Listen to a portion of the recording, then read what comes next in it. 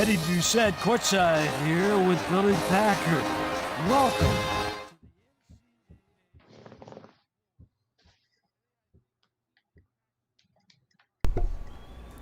What's up, everybody? Sports Goofs here. Francisco here with my good buddies Andrew and Charles. Number 97. How are you guys doing? Charles, This is our Hit Me Baby One More Time episode. I guess. 1998. Yeah. It's the battle of the boy bands here, that's for sure. Oh boy, yeah, 97, and this episode is once more sponsored by Podcorn for all of your sponsorship needs. You guys are looking to be sponsored out there for your own podcasts, or you're looking to sponsor a podcast for yourself. Head on over to Podcorn. Plenty of people, plenty of opportunities. We thank Podcorn for sponsoring us this episode. All right. So, sports happened, everybody. Sports happened over the last week. I watched some games, not many. It's over the last week. Just my teams. I saw 2 Miami Heat games, the Heat versus the Magic, 1 and 2. The Heat versus the Bulls. And one game of my beloved first place Florida Panthers versus the Columbus Blue Jackets. And the revival of Sergei Bobrovsky. Hearing my... Yeah, where the hell did he come from? He probably heard my... I called him Wei Yin Chen, and that probably really, really hurt his feelings. So he has responded in kind by being like the best goalie over the last month. Oh yeah, this month of March in the NHL. I think he's 6-0 over the last 6 games. The Panthers are on a roll. It doesn't even matter if they go down like a point or 2 during a game. It's just like they come back. And so I've told you, I told Charles this, and Andrew, I'm not comfortable with this. I'm not comfortable with a very good Florida Panthers team because I'm not used to it. We've only made the playoffs twice since I've been a fan. And 2016 was awesome. It really, really was. But this team feels different than 2016. So it feels a lot more complete. And Barkov is playing at Selk levels at the very least. Maybe MVP. And Jonathan Huberdeau, the same thing. Aaron Ekblad might win the Norris if he keeps playing like this. Like this is happening, guys, and I don't know what to make of it. Other than I'm happy, I'm optimistic. At the same time, like, you know, PTSD from all the times they hurt me in the past, and that's hard to let go. That's hard to let go for some of your teams. I'm sure some of you guys know about that.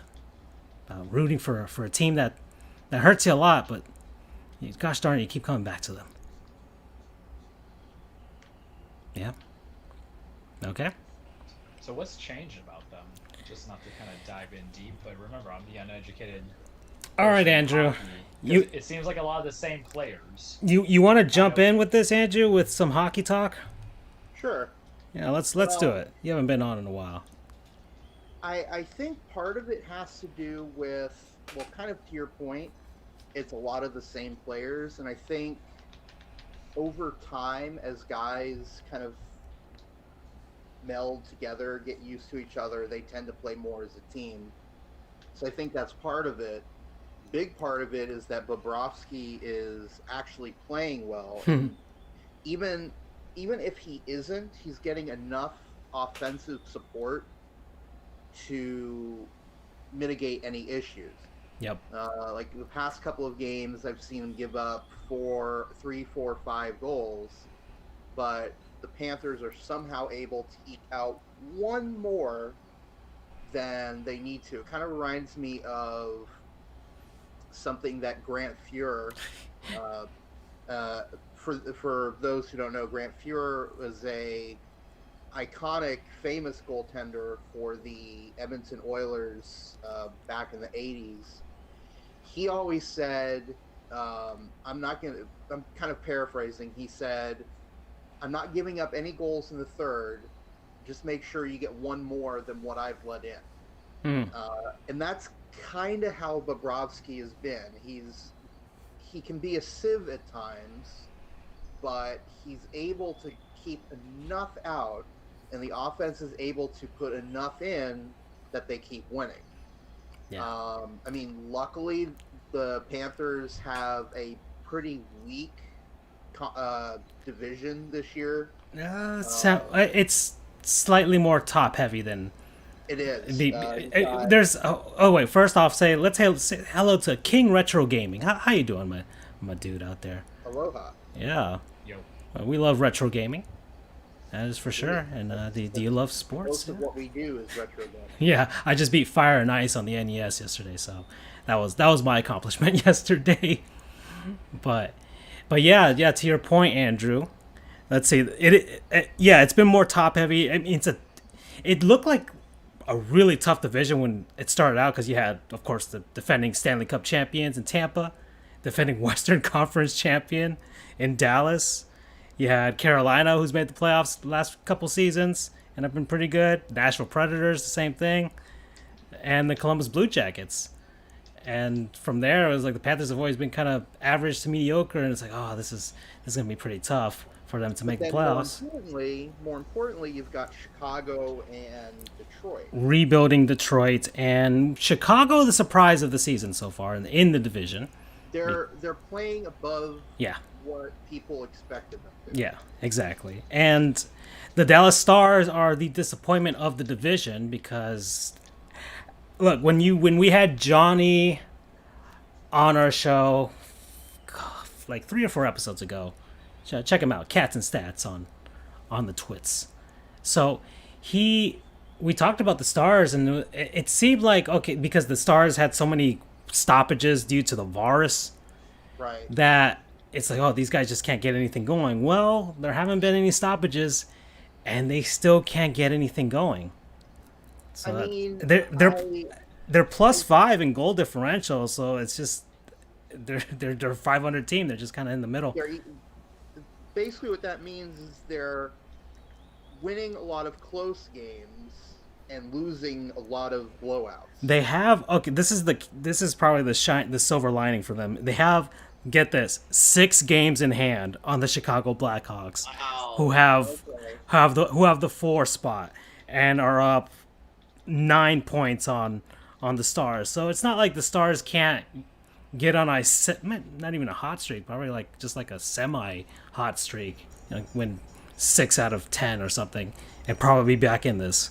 So it's not like it's completely gotten away from them. And luckily for the Stars, they have Anton Khudobin, and he's been one of the low lights so far this season, to be honest. But when he's good, when he's on fire, he's en fuego. Yeah, well, he is not playing his age. He is 34, going to be 35 in about a month or so, a month and a half. He is not playing his age. When he's on his game, he'll stop anything. We're lucky as hell that we were able to beat him just enough in the Stanley Cup last year. Well, you guys Tampa's playing them tonight, so you guys will see. We'll see if the Stars can mount their comeback into the playoff standings at the very least. But to wrap back around to kind of the second point about why the Panthers are doing so well, I think credit must be given to Joe Quenneville. Yeah, I mean, aside from the one thing that really stands out is that boneheaded. The challenge. So what happened was, I think it was against the Blue Jackets. Or Nashville. Something. I think it was Nashville. It was Nashville. Like a month or 2 ago, there was a not that close call. It was an offsides challenge. It was an offside challenge. And which, I mean, maybe in real time it was close, but if you have a person watching the monitor, which I think they do, they have like an iPad or something there was like that. no chance in hell that was going to be overturned. The biggest thing, it was it was the wrong thing to do given the momentum of the game. And here's the other thing though. So if you challenge a play, Charles, if you challenge a play in the NHL, and you lose the challenge, you're given a 2-minute minor for delay of game. So the other team gets a power play. So, well, that. Yeah, it was because at first the Stupid. replay rule was introduced, and most of the time the coaches would do it just for offsides calls, and it was for I guess the old heads of the NHL. For a lot of them, it was slowing the game down too much. So, as a way to kind of decentivize coaches from doing that, they added a penalty to it where if you lose on it, you lose not only your timeout, which was the original rule, but then they added that you also are placed a minor penalty. So it's kind of like Mario Party 1, where if you lose a mini game, you lose 10 coins. So it got really tough. The thing about timeouts in hockey, even though you get one, in reality, 95% of the time, it's never used. It just goes to waste. It's not like football. In reality, the only time a team would really use it is if you're down 1 or 2 goals.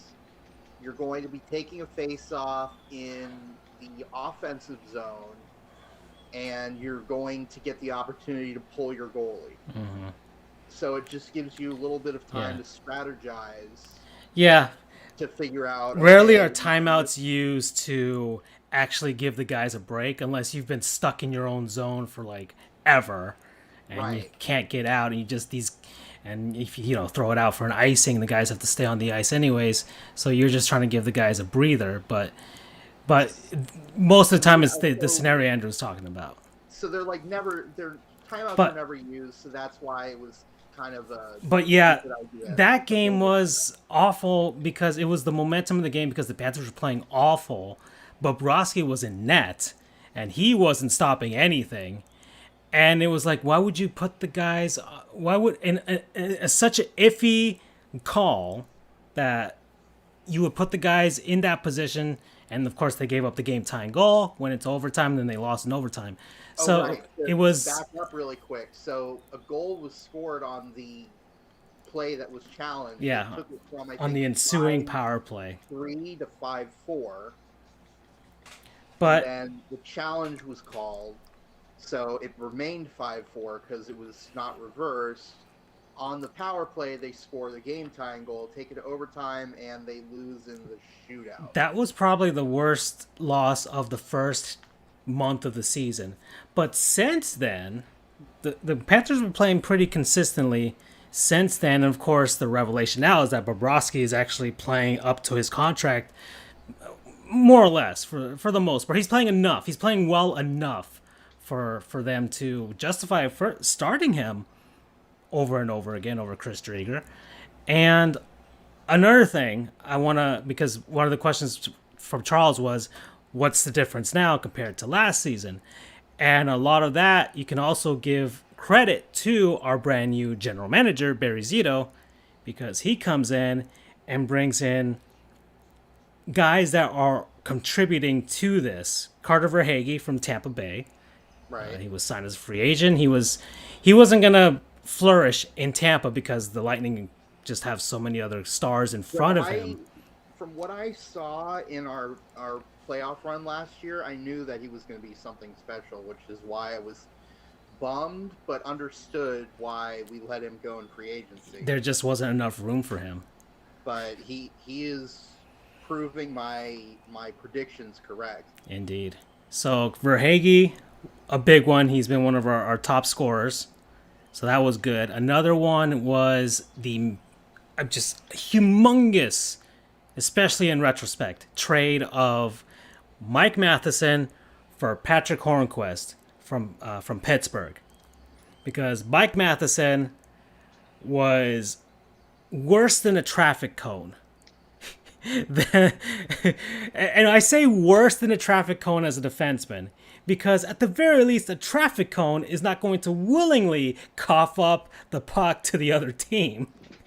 At least the traffic cone can at least sit there and not do anything.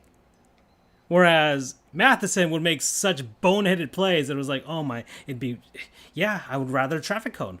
Or at the very least, it's kind of there. It's sitting in front of you. You kind of have to go around it. But yeah, no, Matheson would just let people go on by, or he'd cough up the puck and just make some boneheaded decisions. So he trades for Patrick Hornquist. Hornquist, who is an older player now and is about to hit his mid-30s, I believe, or is in his mid-30s. He contributed to the Penguins' recent back-to-back Stanley Cups.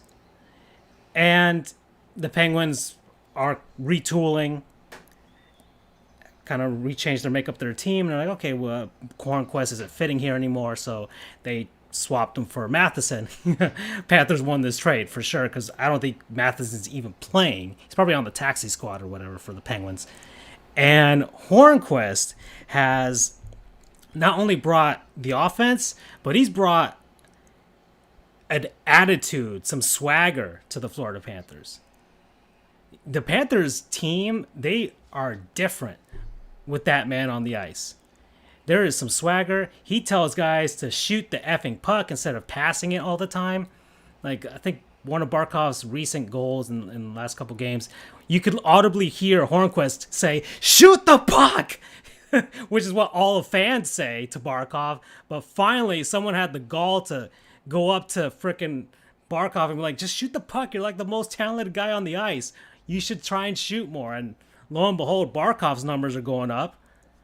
And Hornquist is the only guy over the last, I don't know how many years that the Panthers have had all of these forwards coming in, that is willing to go up to the front of the net and get down and dirty and try and get some of those grindy goals, those get in the muck right there in front of the net. And Andrew, you know what I'm talking about, right? Hello? Andrew, is anybody here? Can anybody hear I'm me? here. I think Andrew's gone. Can you hear me? I think he's gone. I'm here. Andrew, we cannot hear you. You are you muted?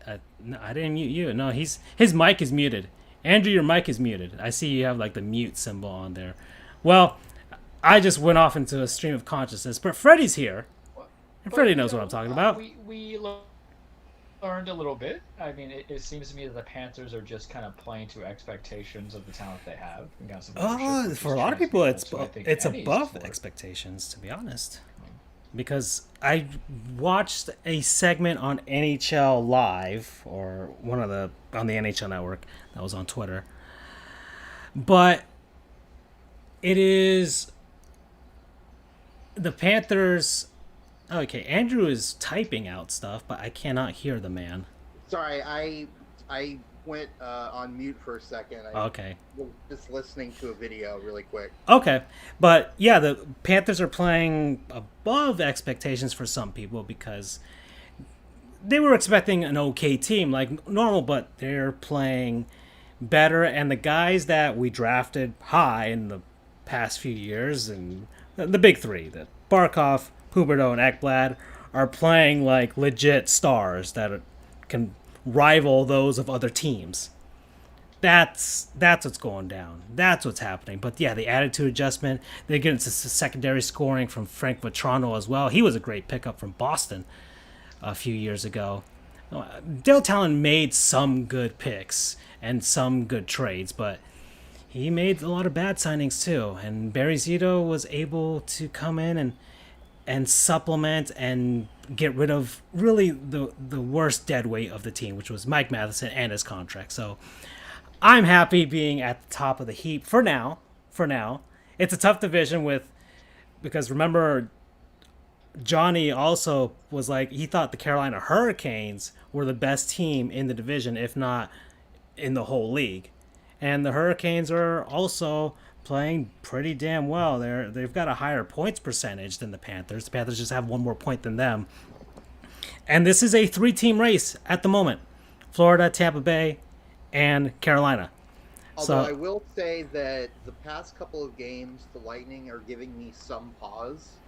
And bear in mind, I'm not able to catch every game, so it could just be luck, quote unquote, or bad luck, if you will, them catching these games. But they seem to be a bit lethargic, to kind of describe it. They're giving up a lot of turnovers. They're not playing as sharp as I'm used to. So I'm hoping that that's just a little trend or something, a little like mini blip or something. I don't want that to be continuing, because that would be a death knell. I don't think that's. I think it's more just. I mean, there's still. Remember, they played a lot of games over the last few years, and in such a short turnaround. So, the Stanley Cup and everything, and it's not like. I don't think they will fall so far where it's like, okay, they're literally hanging on by a thread in the fourth seed over like the Chicago Blackhawks or the Dallas Stars. That's not going to happen. It's just one of those, just the doldrums of the season. Also, remember, because of the work stoppages, well, not work stoppages, sorry, the VAR stoppages, they've truncated the schedule. So they're playing a lot more back-to-backs, things like that. So guys are getting tired. And maybe John Cooper might want to utilize the taxi squad a lot more, give some guys some rest. That's also going to be playing into these final months of the season, because guys are going to get tired, and some teams are just going to have to swap some guys out that are waiting on the taxi squad, and give them, at the very least, a game of rest, where normally they would normally have a game of rest, but they're playing back-to-backs because the schedule calls for it now. So there's that. And while we're on hockey, I do want to take a moment here to discuss a very sad moment that happened this week.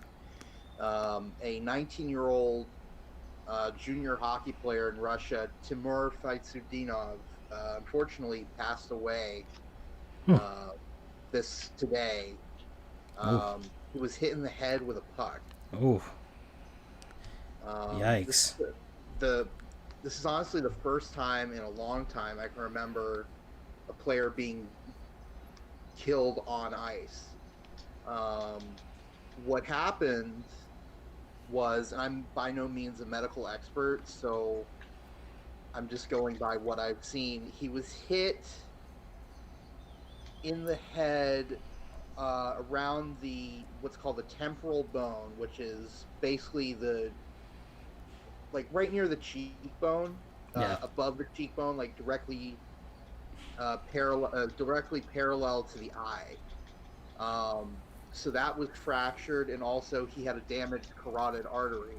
Oh, and unfortunately, that led to a brain hemorrhage. And unfortunately, despite intubation and other life-saving measures, he was not able to survive. It's your temple. Yeah. So it brings up a point that I had kind of just been playing around with myself, which in the newer NHL hockey games, they give you the ability to wear the full cage, a full cage, what they call a college cage, a full glass or a full face mask, which people derisively call a fishbowl, or a half cage, half visor. And I know recently, within like the last decade, the NHL now requires all players to wear at minimum a face shield. I think we're down to like a dozen or so players who are grandfathered in, so they don't have to wear one. One of whom is Zdeno Chara. I think not like anybody can reach up there, anyways. I think Joe Thornton is another. Another big guy who can not like anybody can reach up there, anyways. It's very, very rare to see one these days. But His beard will stop it. I think the NHL needs to go further. I think I think they need to put a full shield or a full cage on these players. And there's certainly precedent in every single level of hockey. Juniors, not Olympics, but junior hockey, pee-wee, squirt, all the way down to the kids, college, and then all the way to the pro level for women's hockey. Everyone is required to wear a full cage or a full. When I say cage, I'm lumping a full face shield in, but I'm just trying to go for efficiency and speed here.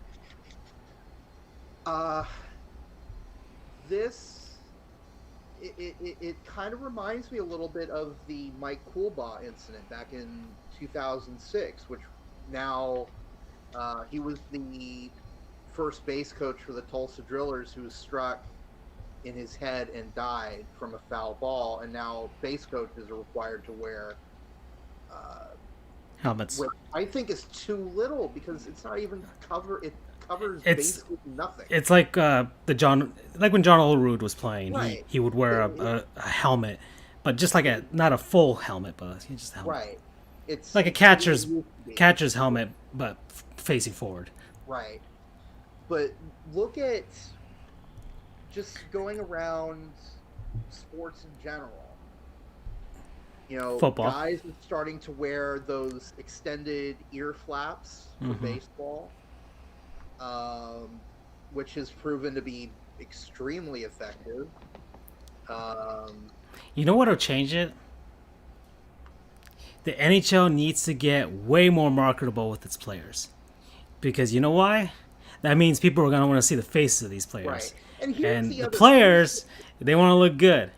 And if you want to look good, you got to cover up the whole face. Right. And here's the other thing. But then, of course, the other players will be like, oh, you want to be a pretty boy or whatever. Whatever, who cares? Right. And here's the other It's the money maker right here if you got the face. But here's the other thing, though. The other thing is, first off, it wasn't that hard of a shot. It was a dump-in attempt from center ice. And it hit him in the right place. And I'm not saying, but it was unlucky. But there are so many people that were not lucky and somehow survived. Guys breaking cheekbones. And I'm not even getting started into, what was that player for Florida who got his neck sliced open? Was it? No, not Rostov-Olash. It was Richard Zenick. Thank you. I don't know if that would have 100%, if a case was 100% stopped. No, not because that would have to cover his neck. Right. No, that's also, not gonna. You see things like, I think Taylor Hall got cut. With Taylor Hall is the reason why we have the visor rule. Right. He's the reason for that. It doesn't do shit. It really it covers the bare minimum. But your nose is exposed, your cheeks are exposed, your mouth is exposed. It's doing not nearly enough, considering. I mean, I think eventually it's. I think you're trying to have a preemptive thing right now, which is before the worst happens, like what happened in. This was the junior team of Dynamo St. Petersburg's. Right. But before that reaches up to a higher level. But knowing the NHL, they'll only do something when something happens. So somebody's going to hit in the face. I mean, people get hit in the face with pucks all the time, but it'll be a superstar. Let's say Connor McDavid. Let's just put Connor McDavid, because that's probably like the only person that, or Austin Matthews, someone in Toronto. Or Marner, maybe Marner. One of those two guys. Somebody, either Edmonton or Toronto, is going to get hit in the face, and he won't be able to play for some time because of his recovery from the jaw or whatever. And then from there on, like, we have to protect Austin Matthews' really weird mustache.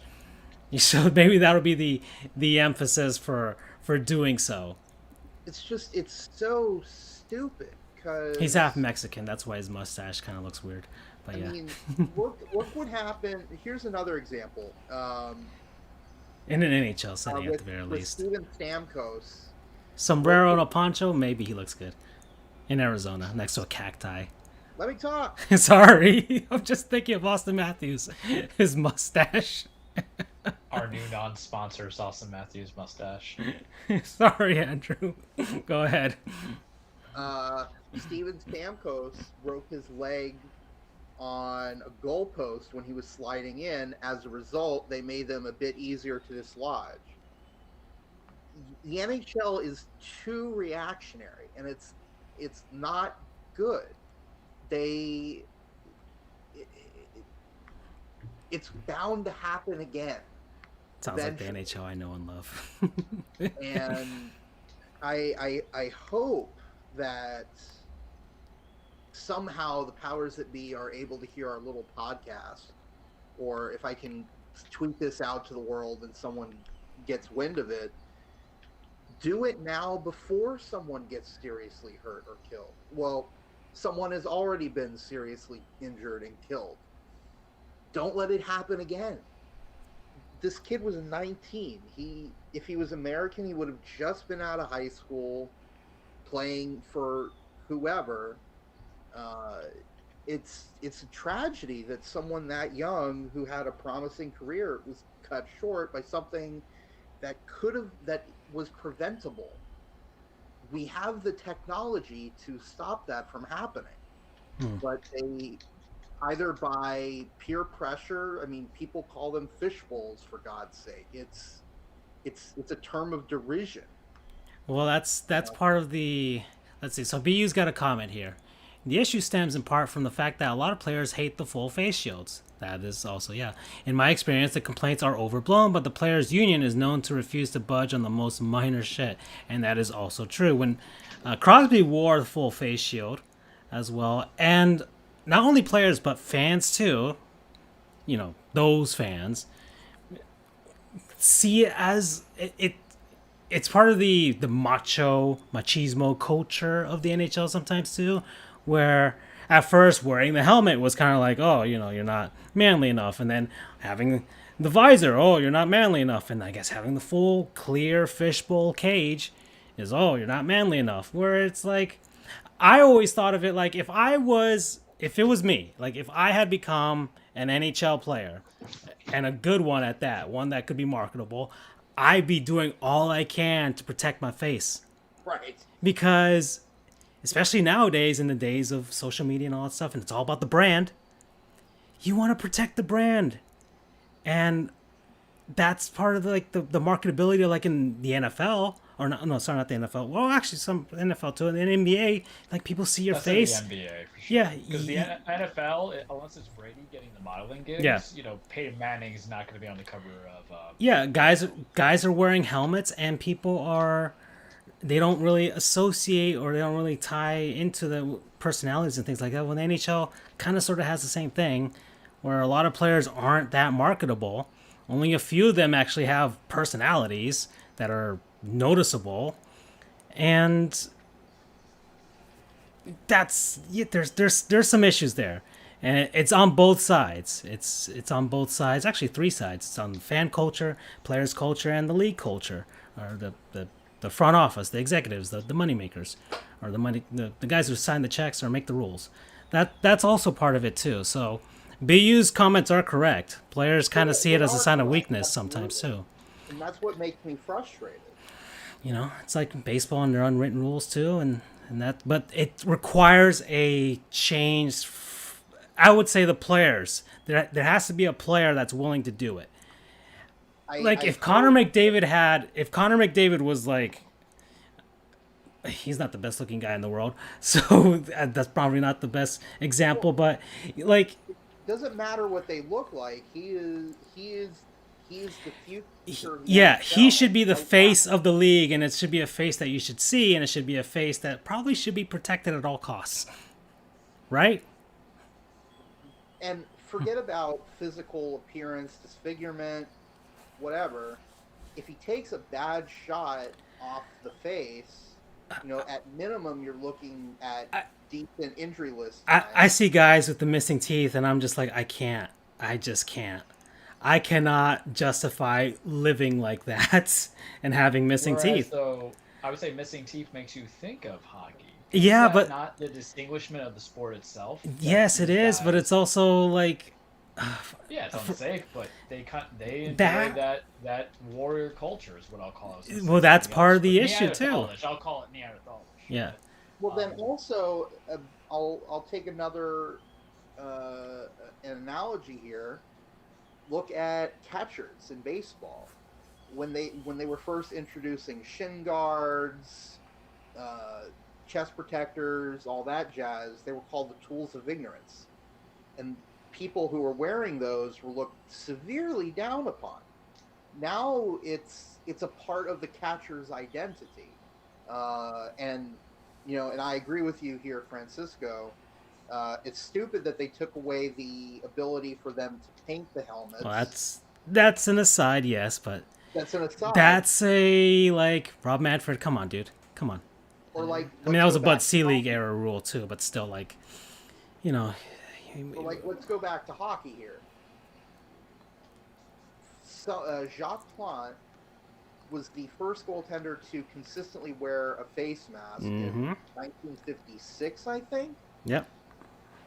Back then, it was plain old white. He broke his nose initially, and then he wore the mask. I think somebody helped him make it, whatever, and then he wore it until his nose got better, but then he went into a game without it again, and I don't know if he almost got hit, whatever, and he was like, nope, not going back. Yeah, he basically told the coach, he basically said, if you don't let me go in with this, I'm not playing it. Mm-hmm. So And he was that guy. And the movement started. The big thing was he was also the best goalie on the planet. So you couldn't say no to him. Let's say if this was once again, if Sidney Crosby had done this, if Sidney Crosby last time he got hurt, he wore the full cage. If he had kept it, you know what, I'm just gonna keep it. Maybe, just maybe, because he's big enough, especially now he's got all the Stanley Cup rings, that who's gonna question it? Especially if it doesn't affect his play. Maybe he makes it better. Maybe he's like, hey, I'll go into the corners a lot more with this on. I'm not going to get hurt. I'm not going to get sticked in the face or whatever, too.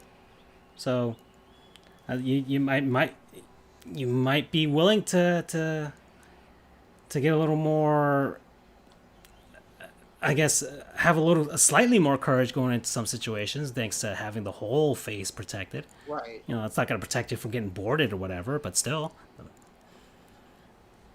Anyways, yeah, I think I'm with you on this, Andrew. You've convinced me. You've convinced me now that you've brought this up. And one last thing, you know how we've mentioned that pitchers should start wearing masks? I feel like they should wear lacrosse helmets. I feel like it's the perfect thing. Lacrosse helmets, whatever you want to call it. They do it in pro softball. They do it in softball. Yeah, and they're closer. They're closer to the home plate. The exit speed is significantly faster. Yeah. It's I'm amazed that a pitcher has not been killed. Well, there've been scary moments. There's always one per season. I take that back. There was a youth player who was killed on a comebacker.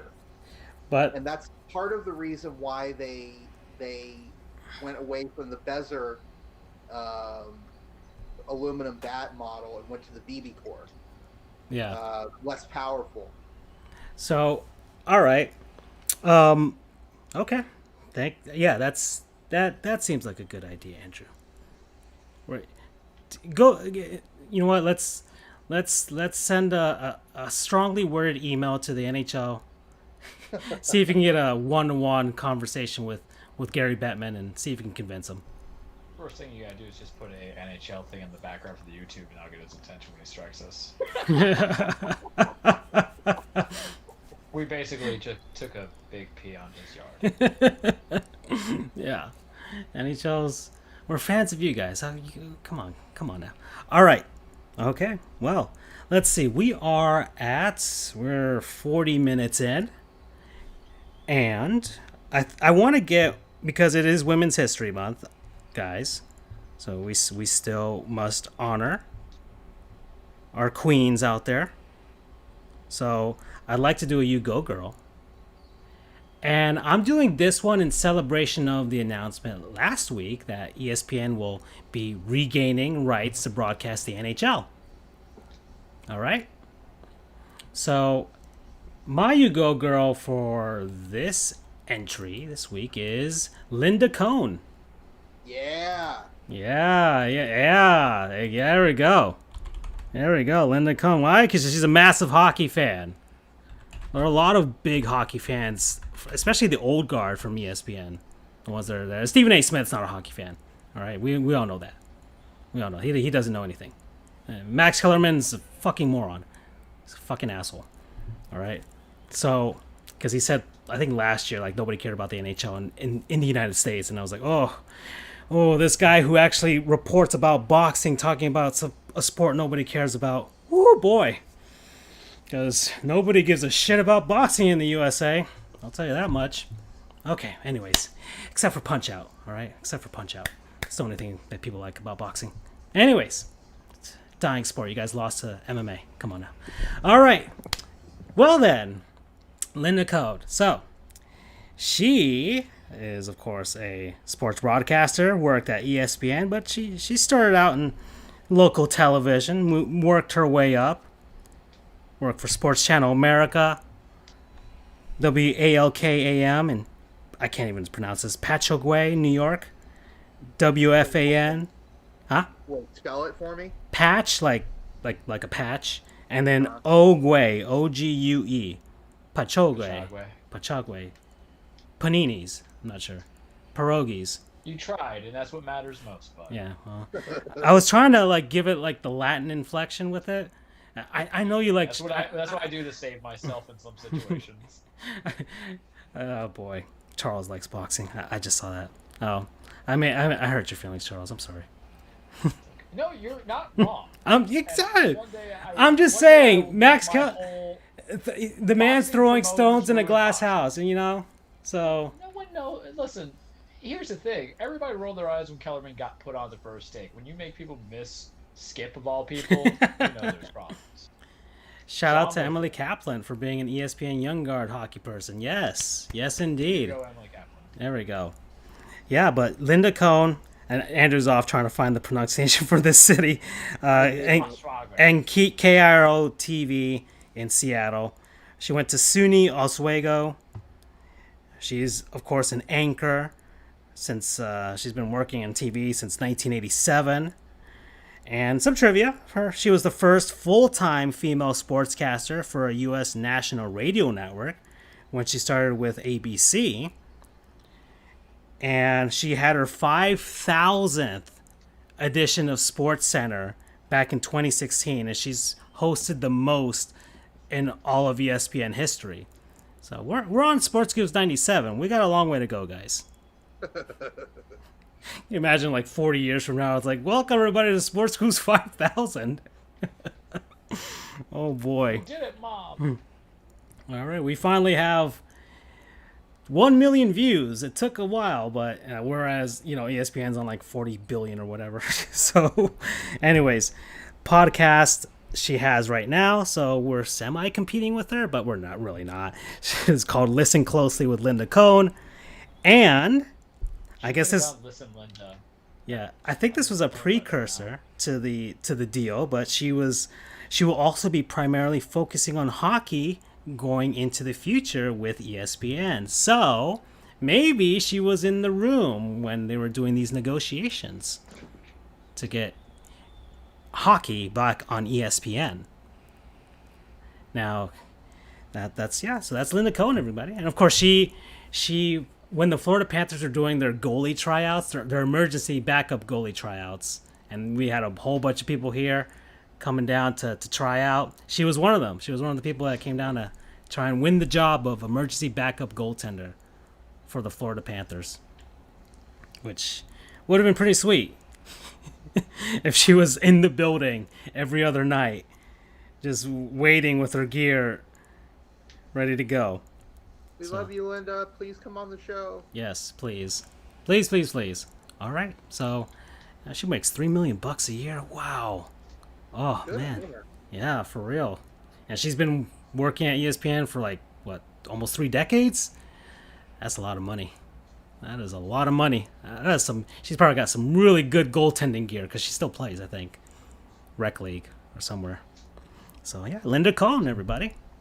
I'm surprised that cheap ESPN would keep her on because God knows they got rid of everybody in the first wave of Electric Cutscene and John Clay. Ooh, yeah. She survived. Well, I like Linda Cohn and I like John Clay. I'm not picking favorites. I'm just shocked because their whole thing was, oh, you guys can't cover it because we don't have anything. So wouldn't the most logical thing be to eliminate the heaviest price? Even though I know she's probably one of the more recognizable ones. I think that's ESPN cannot afford to lose all of the old guard.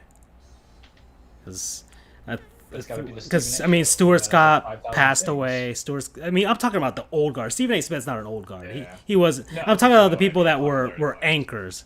You know, I think Bob Lee he's still there. I think, but I don't know what he does. Retired. Oh, he retired. Oh, so he's gone. Stuart Scott unfortunately passed away. Kenny Mayne, is he still there? I don't even. No. I'm not even sure. Let's see. Let's see who else. Scott Van Pelt has his own late night show. Oh, Yeah, Kenny he is has a- still with uh-huh. ESPN somehow. Okay. Dan Patrick left to do his own thing. So yeah, Maine is still on sometimes. So I guess whenever he feels like doing it, which at this point he might as well work that way, right? That's the dream. That is the dream. Hey, I feel like doing SportsCenter tonight. Just kind of feeling the itch, feeling nostalgic. Yeah. So Linda Cohn and who else? I mean, was it John Saunders passed away too? So he's gone. Oh gosh. Well, I got bummed out now. I'm also feeling old thinking about all those old names. I'm like, oh no, oh gosh. There's plenty of videos on YouTube about the reason ESPN doesn't feel or seem as good as it once was, and it's not because of the political lean that they sometimes go on, but it's also just the way that they're trying to get ratings. So, you know, people love those talking heads. The normies love those talking heads. Yes, they do. You know, that's kind of semi what we do here, but we're not screaming into the mic like this all the time. Unless it's Charles doing his cage. Yeah. We also just aren't oversaturated the way some of the other people are. And we We also would love to be. we also don't just lean hard on promoting our own narratives just for the sake of promoting it and basically almost being TMZ at some points and only promoting NFL stuff and NBA stuff because it's where you can kind of generate drama. It's almost like ESPN is like a YouTube drama channel but for sports. Sometimes it feels that way. Like Keemstar is going to host the show someday. I bet you that could happen. Oh, that makes my skin crawl a little bit. Oh boy. You know what, guys? Let's get some culture into our lives. And Andrew, did you find a pronunciation of that city, by the way? I gave up. Gosh darn it. We'll have to call him Mayor of Pachogo. I don't even. No, hold on, guys. I have a when we just start discussing football, I have a picture. Okay, but let me do a uncultured swine. I haven't done one of these in a while. Guys, we're heading down under for this one. Ooh. All right, we're gonna cover the Illawarra Hawks. That's how I'm pronouncing it. Andrew, maybe you want to find out what the name of this city is too, or how to pronounce it. The Latin spin out of all opportunities that you had. Illawarra? Illawarra, or something Yeah. like that. Well, Freddie's found the Wikipedia that says Patchog, like Sonic the Patchog, Patchog, yeah. Hedgehog, maybe. Yeah, kind of. Okay. Okay. That's pretty cool. Okay. Phonetically speaking, I see it. Yeah, I mean, it's a Native American. It sounds Native American, that's for sure. But yeah, okay, so yeah, Illawarra Hawks, established in 1979. They played in the National Basketball League, which is Australia's premier basketball league. They have one championship back in 2001. Their only notable players that I could see that played in the NBA, Aaron Brooks. That's a callback. Play remember forget. Yeah. And LaMelo Ball. Wow. That's where he headed off to instead of going to college. And they've got quite a history, of course. They almost folded back in 2009, but their team captain, Matt Campbell, was able to drum up enough support from the whole community, almost like a Nickelodeon or a Disney Channel movie. He's like, "Come on, we got to save the basketball team," and he got sponsors and naming rights and all that stuff, and they were able to sell the team off to a guy that was willing to pay for everything. A guy from India, a mining magnate, because there's a lot of mining in Australia, and so they were able to save the team. And they created a not-for-profit community-based company, and they formed the Wollongong Hawks Basketball Limited to make sure that the Hawks can keep surviving. So LaMelo Ball versus RJ Hampton, that was a game that happened last year, and it broke the NBL viewership record for largest viewership, with 2 million people watching back in October of 2019, because everybody's watching future NBA stars, or draft picks at the very least. And they've had different name changes. Illawarra Hawks, the Wollongong Hawks. And at one point, I guess because they were as tired as me at pronouncing these names, they were just called the Hawks. And the NBL was pissed off. They're like, "You guys got to have a name." So they're like, "Okay, we're going to go back to Illawarra then."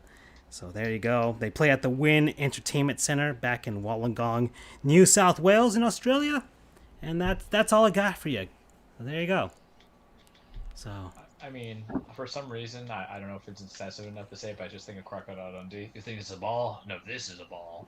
For anybody who's seen Crocodile Dundee. Now I feel old just outdating ourselves here. YouTube kids, he's comparing a knife to another knife. Yeah. I laughed in my head. Yeah. Well, if there's one thing that is not going to get a nickname from any professional sports team in Australia, it's definitely not going to be the Rays. Ooh. Ouch. Is it still too soon? Yeah. Is it? When did he die? Oh A gosh. long time ago. 2000 and... Oh no, Steve Irwin. It was like 06. 2006. We're in. 06, okay. I mean, at some point it becomes funny. Yeah, I mean, it's not like they call them the Murder Rays, though. I gotta say, for a rugby team, that'd be appropriate. They're But, Devil you Rays. know, Devil Rays. there you go. Yeah. So Okay. I think it's because he was so beloved. Yeah, I guess. But I don't know. Comedy. If you love him so much, name your team after him. They obviously don't love him enough, right? Let us have this moment. The Fighting Irwins. Yeah, or the Crocodile Hunters. Yeah. Ooh. Just call them the Crocodile Hunters. That's probably like trademarked by his family or something. Or maybe just the Hunters. Yeah. That would work out. Oh, so many animal rights groups will probably be against them for that, though. So I can already see that now. Yeah. Okay. Well, that's Uncultured Swine, everybody. Okay. Well, we have 6 minutes until the halfway point.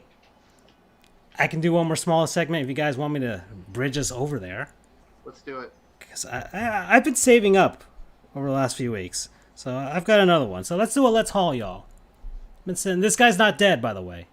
So Good. So let's get away from a guy that is dead and is probably in some Hall of Fame, and Steve Irwin, and go to another one. So let's do a Let's Haul, y'all. And this one's Jason Kidd. Ooh.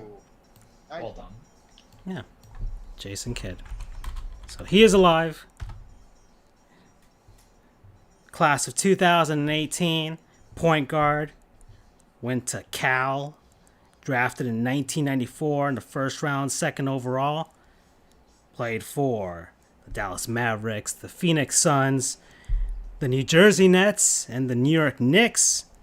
Won the 1995 Rookie of the Year award, 10-time All-Star, 5-time assist champions. There you go. So I guess a ton of assists. 9-time All Defensive Team, 1995 All Rookie Team, 6-time All NBA. Won 2 gold medals in 2000 and 2008. Won the 2011 championship. Boo. Second all-time in assists in the NBA. Was a head coach for both the Brooklyn Nets and the Milwaukee Bucks. Trash. And is an assistant coach right now with the Los Angeles Lakers, and he picked up another ring last season. Boo. Jason Kidd. Yeah. And of course he had that, was it love triangle or love quadrangle? Way back when. You guys know that story? Time for the scandalous moment to come out. With Jason Kidd and his teammates, and some of his goings on with a certain singer. Oh yeah. No? Yeah, I remember. Okay. Well, that happened. There's a wonderful video about it on SB Nation, or now it's called Secret Base on YouTube. So if you want to find out that love quadrangle between him and his teammates that may or may not have led to the breakup of those young Dallas Mavericks teams. Okay, that's the love. BU, look at this. The love shape, Freddie by Freddie, and you see the love dodecahedron. I like how we're dancing on eggshells on it. It's fantastic. Oh boy. Well, it's there. I just think of semi-pro and everybody's like, everybody love everybody. Love hexagon. Oh boy, it's 2021. You can love every way, shape, or form if you feel like it. We don't kink shame here on Sports Goofs, that's for sure. Definitely not. Nope. We got Charles over here giving coal jobs. I'm over there spawning at a library. And really, Andrew's the only one that has any moral compass on this show. I double as the moral compass and guest wrangler of this show. Yeah. Well, yeah, that's probably like. Well, no. Andrew was dealing drugs in his world tour. Yeah, That's canon. That's canon, by the way, Andrew. Andrew's third favorite thing to do is ski in the white powder. That's what we had the storyline built up when you were gone, getting pulled over by the cops. I hope you listen to that episode. So that's canon, by the way. And Andrew does wrangle guests, and may or may not be willingly, by the way. So there you go. I'm sorry, Andrew. Why did we make you seem like you're an ardent criminal? I don't get it. I'll be honest. Made into it. As I was talking to, I was mentioning this to Charles a while back. If I was in wrestling, I would love to be a heel. Because I like to think that I'm a nice guy in real life. So being able to play off my baser urges would be fantastic. It would be so much fun. That'd be a nice thought experiment. What would be our wrestling personas? Like, for instance, when I was in high school, I was in a play where I played a villain, which I was initially very bummed about because I was like, oh, but I wanted to be the good guy. But then I came to love and embrace the role. It was so much fun. There you go. Look at that. It's dormant. It's lying dormant inside of him. That's for sure. Freddie, what if you were a Pokemon? Ooh, and there's a lot to choose from. Straight up. And without hesitation, all I want to do is sleep. Oh man. Oh, that's. I want to sleep. There's like so many to choose from. What would my personality be in comparison? I haven't even thought of that thought experiment. I mean, I have favorite Pokemon, but I can't think of one that would be my personality or whatever. Well, we're at the halfway point, guys. We'll have our thought experiments about our wrestling personas, or maybe even fursonas. Who knows? Maybe it could be the furry of wrestling world. Wait, Charles? Before I get there, now that I've thought about it, has anybody donned a furry-esque? All right, kids. Going down a Look like King from Tekken? Well, hold on, time out. Freddie just gave us his non-sponsor. Let's delve into this one a little. Pokemon Go. Okay, well, Charles, you hang on that thought, and we'll talk about wrestling furries later on, after the second half. But let's get into. Follow us on our OnlyFans for Charles's use of personas any day of the week with wrestling.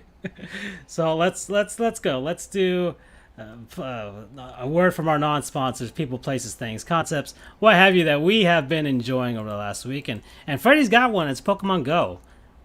Pokemon Go, yes, guys. That is a throwback. Well, I still have it on my phone. Only Goofs.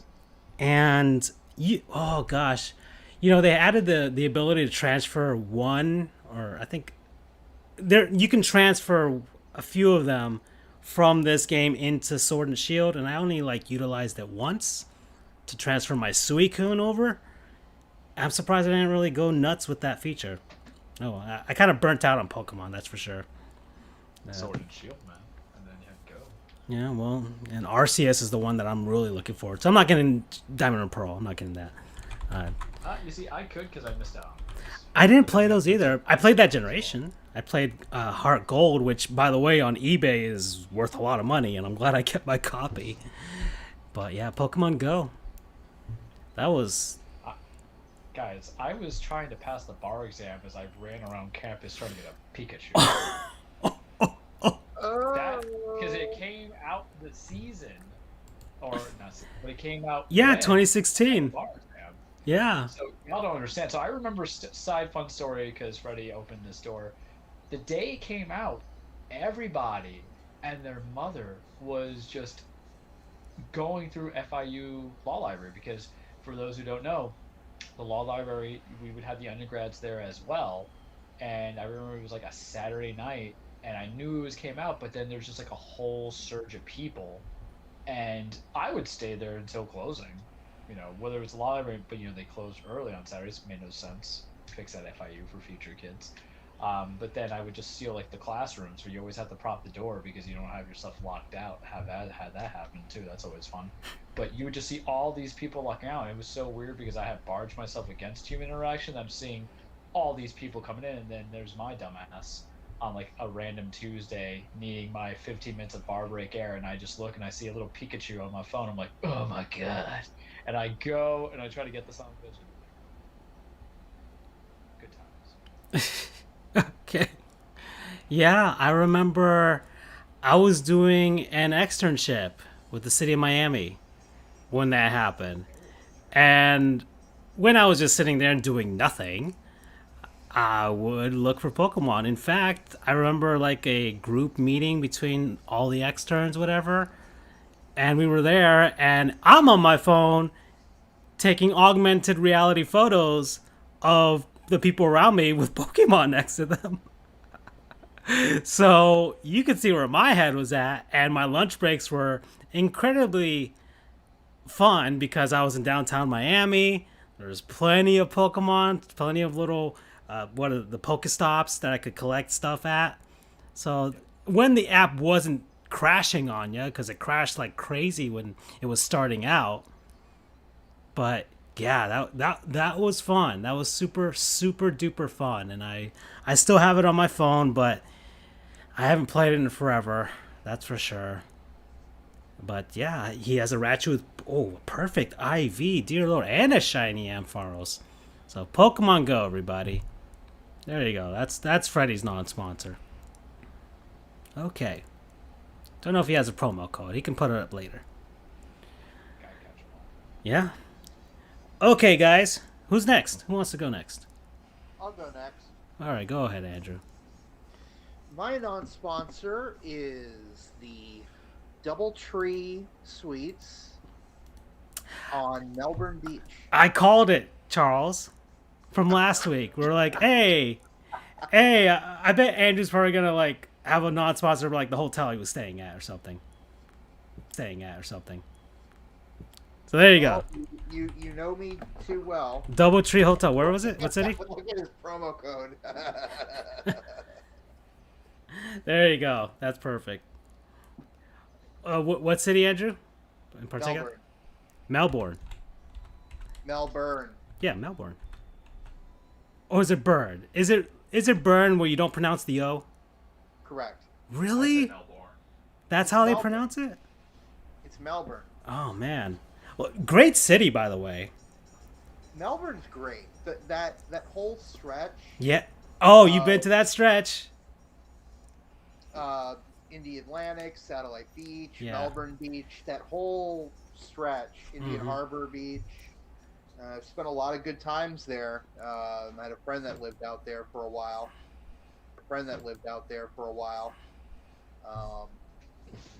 So, anyway, this place was, I guess, technically in Melbourne, but it was right on the water. Fantastic. I really enjoyed staying there. This was kind of my part one of my bar decompression trip. I took the bar a couple of weeks ago, so I decided to spend a couple of days up near the beach. Went up to visit UCF, see a friend or two, and it was suggested to me that I was going to stay in Orlando initially, but someone suggested that you should stay on the water. And I was kind of deciding, do I want to go West Coast, the Gulf Coast, or I want to go East Coast, the Atlantic? Eventually decided Atlantic, go to Melbourne. Well, first off, the ocean is amazing. I haven't spent a lot of time on the beach in quite a while, certainly not this much on a consistent basis. And the beach is really nice. I initially wanted to go further north to like Ormond Beach, but they allowed driving on the beach there, and that was a hell no for me. I wanted as little disruption as possible. I have plenty of pictures, and it was just absolutely gorgeous. They had a sliding glass door in my room that you could just. I went to sleep listening to the ocean, and it was phenomenal. Much needed R&R. It was lovely, and I totally forgot. The DoubleTree has probably the best cookies I've ever had. Nice. What They have what this, kind? Let me. Well, they are literally known as the DoubleTree cookies. They have, well, previously a secret recipe, but back at the beginning of quarantine and the virus, they released the recipe for all to have, which really nice. That was really nice of them to do. Might have to look into that for myself then. It is a chocolate chip cookie with walnuts. Interesting. And is abso-freaking-lutely delicious. According to their website, more than 30 million are consumed every year, and the DoubleTree chocolate chip cookie even became the first food to be baked in orbit during experiments aboard the International Space Station. Well, there you go. There you go. And it is super easy. You just need butter, sugar, eggs, vanilla extract, lemon juice, flour, oats, baking soda, salt, cinnamon, semi-sweet chocolate chips, and walnuts. Okay. And what's great about the hotel is if you're part of their membership club, which is free to join, by the way. And let me say this: the DoubleTree is part of the Hilton chain. They used to be their own thing, but then Hilton, like everything in life, bought, like everything these days, bought out the chain. But luckily they did out the chain. But luckily, they didn't get rid of the cookies. Thank you, Hilton. But so if you're part of their membership club, which again, free to join, they give you a nice welcome package of 2 bottles of water and a wonderful cookie. And then they have a whole stash of them ready to go at the front desk. So you can just come down whenever you want and say, hey, can you give me a few cookies? And like, sure. So they just hand them over, and they are. You guys keep saying that I'm into drugs and illicit things or whatever. These things are drugs, man. They are addictive. Mm-hmm. They were. Okay. I was very lazy and didn't want to get up too early in the morning to go get breakfast or whatever from like McDonald's or whatever, because I wasn't going to eat in-house because of the virus. So as I'm headed out the door, I'm like, hey, do you have any more of those cookies? And like, yeah, how many do you want? I said, 2. He said, sure, here you go. So that was my breakfast on the way to UCF on day 2. And then as I'm heading out to go back home, I'm like, can I have 3 for the road? Sure. So I'm like, this is amazing. I am going to stay here much more often. But thanks to the DoubleTree, they released their recipe, so I'm definitely going to be making these a lot more. So yeah, DoubleTree Melbourne was fantastic. I'd highly recommend it. Certainly get something on the water. Although actually, I think all of their places are on the. You can see from the water. Absolutely gorgeous. The beach was amazing. That whole strip of land is amazing. Highly recommended if you're ever in Florida. Even if you don't stay in a hotel, just check out the beach. It is lovely. Promo code crack cookies. Oh yeah. Which reminds me of FIU's crack cookies. Yep. Yeah, that's why I said it. Okay. I will say this, Charles. These cookies are better than the crack cookies at Oh FIU. boy. Well, I'm gonna say it right now for the record, the FIU crack cookies, because I know with the person I used to date back then were trash. Sorry, they're not as good as everybody hyped it up to be. But next time I go to the DoubleTree, because I've been there before in the past. Okay, I legit just friended Freddy on Pokemon Go, and I caught a Totodile. So. Look at that. All right.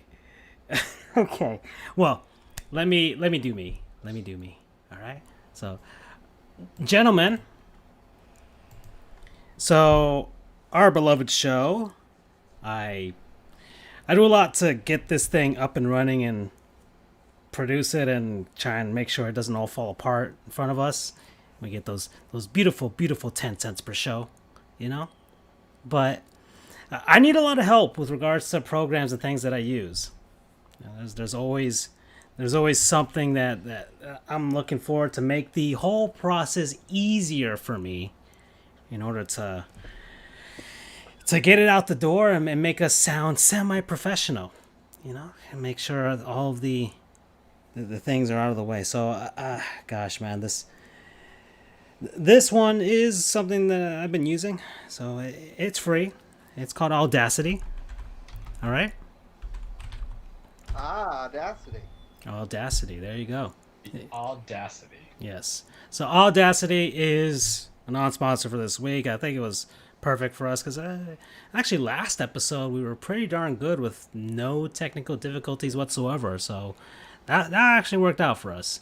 Well, yeah, I edit the show. I make sure to just lighten some things up. Make sure, like last episode, Andrew came in briefly to talk about what he needed to talk, but his microphone was very low. So thankfully, if you listen to the podcast version of that, Andrew's microphone sounds on par with me and Charles. So you can hear what he was saying a lot more clear, and it's thanks to Audacity. It's open source, it's free. You can get it on Linux or your Mac or your Windows PC, and it's free software that helps you. Just multi-track editor, you can record with it, and I'm still learning how to use it. I haven't worked out everything with it. I need to watch some more tutorials on YouTube, but on the basic side, I kind of got it down pat with regards to just trimming things out and using the effects that they got there. They've got different effects that you can amplify certain things, you can take out certain noises, and heighten some other things, and it works out well. So I'm still experimenting, and you can kind of gauge the quality of my experiments based on the episodes that we've had this season, because I've been using it all of this season, and this season is almost over. Come April, the first week of April will be our last show, because that's episode 100, and that gives me 4 weeks of time for us to take a break and for me to kind of experiment with other things, and we come back with season 6 slightly more improved, which basically has been our mantra for the last 3 years, by the way, everybody.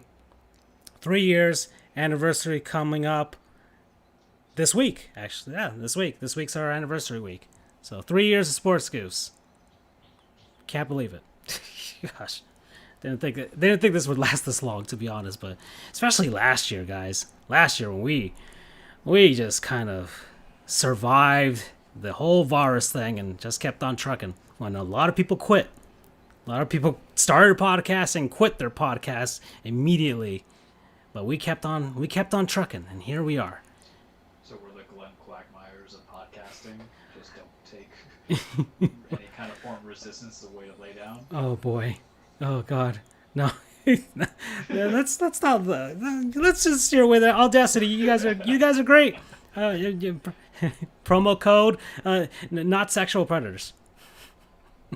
Giggity. All right. On that note, you see, sometimes the best thing is just to kind of bait and switch each of you, including myself at times, when we're doing things just to make it funnier. So I'll go. Mine's a continuation, because as we know, we have been following the journey of Charles's hobbit feet, especially if we don't know if he has hobbit feet. So we talked about fleet feet last week and how they were able to kind of correct my ignorant ass about what my feet actually are, size-wise, width-wise, arch-wise, everything. So we needed to find a companion. And boys, Chris out there, Fleet Feet, he was my Prince Charming to my Cinderella, as we tried on many shoes, many running shoes. And your boy needs the right kind of running shoes, because my workouts are weightlifting at the home, and then I go running afterwards. And how do I run? I run 3 to 5 miles, depending on the day, right? So I gotta get the right kind of sequence. This Saturday, I ran 5 point something. Yesterday, I ran 226 because it was leg day and I'm not going to strain my knees. Tomorrow, it's probably going to be a 3 to 4. We're going to get that cardio back, because when I had the teeth kind of taken care of, today is actually my first episode with my proper crown in there, so I'm not slurring as much. That's fantastic too. It's really like a whole compilation of things. But we had to play Cinderella to figure out, and we found the right ones that don't hurt the feet too much, and they can hold into Charles's, damnation of his souls. I feel like there's a double-edged sword. Maybe it's because I'm playing Diablo right there, and puns and double entendres and all that other fun stuff. I am going to give my non-sponsor out to Brooks Ghost 13. That's the brand that I have. Pretty sturdy, works very well. I was able to take my Asics. I wear my normal running shoes, workout shoes. I just kind of promoted them to my everyday walking shoes, or just my standard sneakers. They're black and white. They don't really have any wear and tear that's on them, because I got those back in August. We're retiring the old Nikes. I've had those for like 7 years. It's time, right? But these, I have like the gray one. I think it's the one that says 130. Can I just ask, why is it that running shoes always kind of have to look kind of fugly? Can't we just be simple with it? So I got to go with gray, but it's good on my feet, good on the cushion. I don't really feel a lot of impact on the bottom of my feet, especially when you get to like mile 3 or 4. Your feet start to get a little wobbly or wonky, and then you might lose. That's a color I might consider. Might get some in there. I don't have any bunions. I don't have any. It reminds me of Nightwing, who's like my favorite DC character. For you guys, if you want to know a little bit about my nerdiness. Also, we are continuing season 4 of My Hero Academia. Damn, it's good. But this has basically been able to carry me and my that's the ones I have, I believe. And my ridiculous ass to every mile that I take into the heat. And Wait, did you have a choice on the color, or did they just give you that? Not a lot, because I'm in store, so I had that. I had like a weird, like they had a black one, but it had a blue finish at the bottom, like if this one, like the This one right here that we're showing right here. I'm a step behind you. Yeah. Not that one, but kind of. So imagine it's black, but it's not that kind of light blue. Imagine it being kind of like, I don't want to say it was neon blue, but it was kind of like, with the neon green, kind of like the Seattle Seahawks in a way. I don't know. It was like a dark blue contrast, and it didn't vibe with me, as the kids say, because I'm just too old school. I feel that's why sometimes I wish I had that all black when I was an option, but I do like that blue and gray, like blue and black or purple. I saw that one. I thought FIU colors. It did not feel as comfortable. The one that had the gold on the book, on the check mark. You know, I'll be getting this one. The red and white one kind of looks like Sonic shoes. That's for sure. I actually do like that red and white one. They didn't have that as an option. I used to have red sneakers when I used to work out at the gym a couple of years back. The style matters, you know. And mind you, I'm not going to put style over comfort, because if that was the case, I wouldn't go through this whole effort of trying to get the right shoes. I just wear whatever. But these have kind of done well, because prior to the A6, which I knew it was a little wobbly, so maybe they weren't the proper running shoes, I was doing New Balances, and they weren't just hanging. And then what I had prior to that, I don't even recall. But it worked out pretty well. I have not had any significant impact, because I was feeling pain in the bottom of my foot, guys. I thought I busted a plantar, and it wouldn't be beyond my over exertion of things to have. I've hurt my body before in the past, exercising too much or just overdoing when I shouldn't. But very happy with them. Might consider second pair. They're not the cheapest, but what I've kind of realized is that sometimes you just can't find the best thing on sale. You just get the thing that's going to fit. I think I popped about 130 on mine, but it worked out pretty well, and I'm happy with it. And maybe I should, because now I know the sizes, I'll just go on the website. I just don't like to buy things online and then try them out and then have to go through the hassle of returning it. So that's why I go stuff that's in house. But Brooks, the Ghost 13, I wonder what 12 and 1 were like, but you know, I like it a lot. It worked out pretty well. It's going to kind of take me where I'm going. Maybe I can kind of, go from there and be my own Forrest Gump and in the process grow a better beard. But I like it. It's what I'm going to go with for a bit. I'll try out some of the other models, and at least it gives me some clear way to go for it. So Brooks Ghost 13, or the Brooks brand. I haven't tried their other shoes, to be honest with you, but we'll go from here. Promo code. Gotta go fast.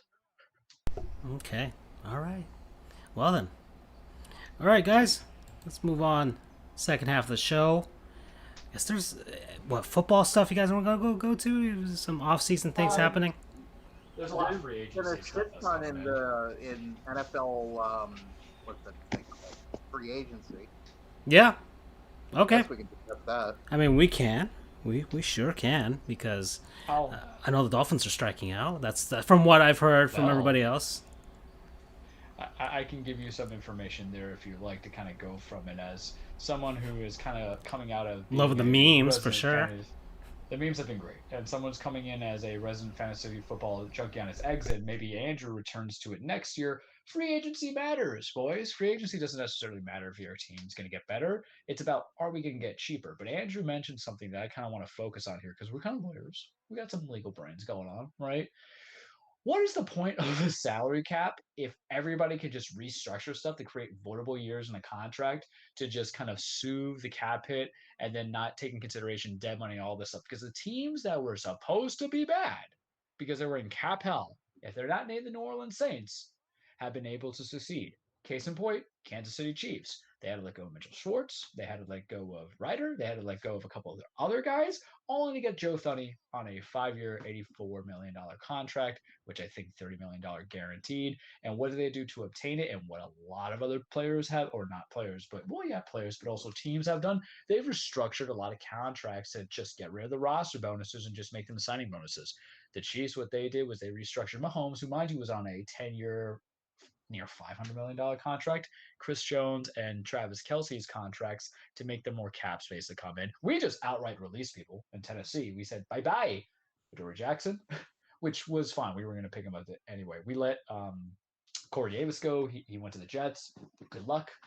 We don't care. We got Bud Dupree. Your boy is very happy on that one, because even though our defense is trash, we're going to overpay this man to make us better. Wait. We're going to make him Charles, Oscar what is their Grouch. defense? Yes. Which one? What is their defense? Tennessee Titans. Trash. Oh, trash. Okay. Sorry, I was on a different focus, man. Yeah, because trash. No, our defense was not trash in the way of it's like respect, and I'm downplaying you. Our defense was trash last year. We only had about 19 sacks on the season, We had paid Vic Beasley $10 million to just not even show up. And then we paid Jadeveon Clowney a little bit above that to not do anything and then get hurt. So we paid Bud Dupree 5 years, 80-something million, averaging 16.7 million. Mind you, this was a guy who only didn't become a sack master until he got Steven to it and TJ Watt. Big concern because Harold Landry, Rashawn Evans, and possibly Jayon Brown come back. I don't see it's possible, but I keep my heart out a little bit. Hopefully, those are not those kind of guys. We did get and God, I'm gonna butcher the name. I'm gonna butcher the name because I'm not even good with my own last name, but we picked up from um the Colts. I'm gonna try to say it's a. Can we do this? Danico Autry, and Autry was hard for me because I was thinking Autry, but I can't say it. But we got him. He's a defensive tackle. Who's there to get his big contract. So we found ways to kind of plug and play certain people. But free agency is kind of weird, boys, because why? Everybody's going to be cash strapped. They said that the salary cap is going to be at 182, and people have or teams have outbidded the other teams because they know there's going to be some people in hell. I don't even know how the Saints are a functioning team because even when Drew Brees retired, oh, by the way, Drew Brees retired. So Yeah. he's, of course, once again having the Steelers He, trying to fill. he's off to Once NBC. again, he's off to NBC. But I find it funny that the man that was replaced by Rivers, they both retire in the same year. It's funny to me. I like little things like that. They're calling career in the sunset. They're always one upping each other.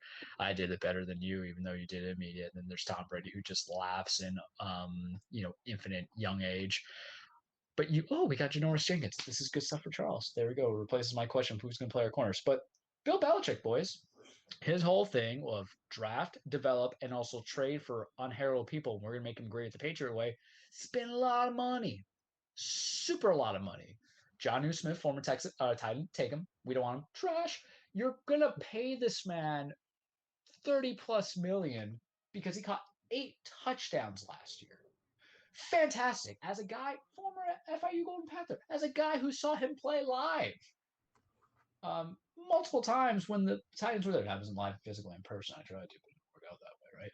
But as a guy who saw him play, his blocking skill was fine, but it's not like he was Delaney Walker, who that was the seminal kind of tie-in that we need, and maybe he was only better because of Arthur Smith, but you're going to overpay him. Then they're going to overpay Hunter Henry, another tight end.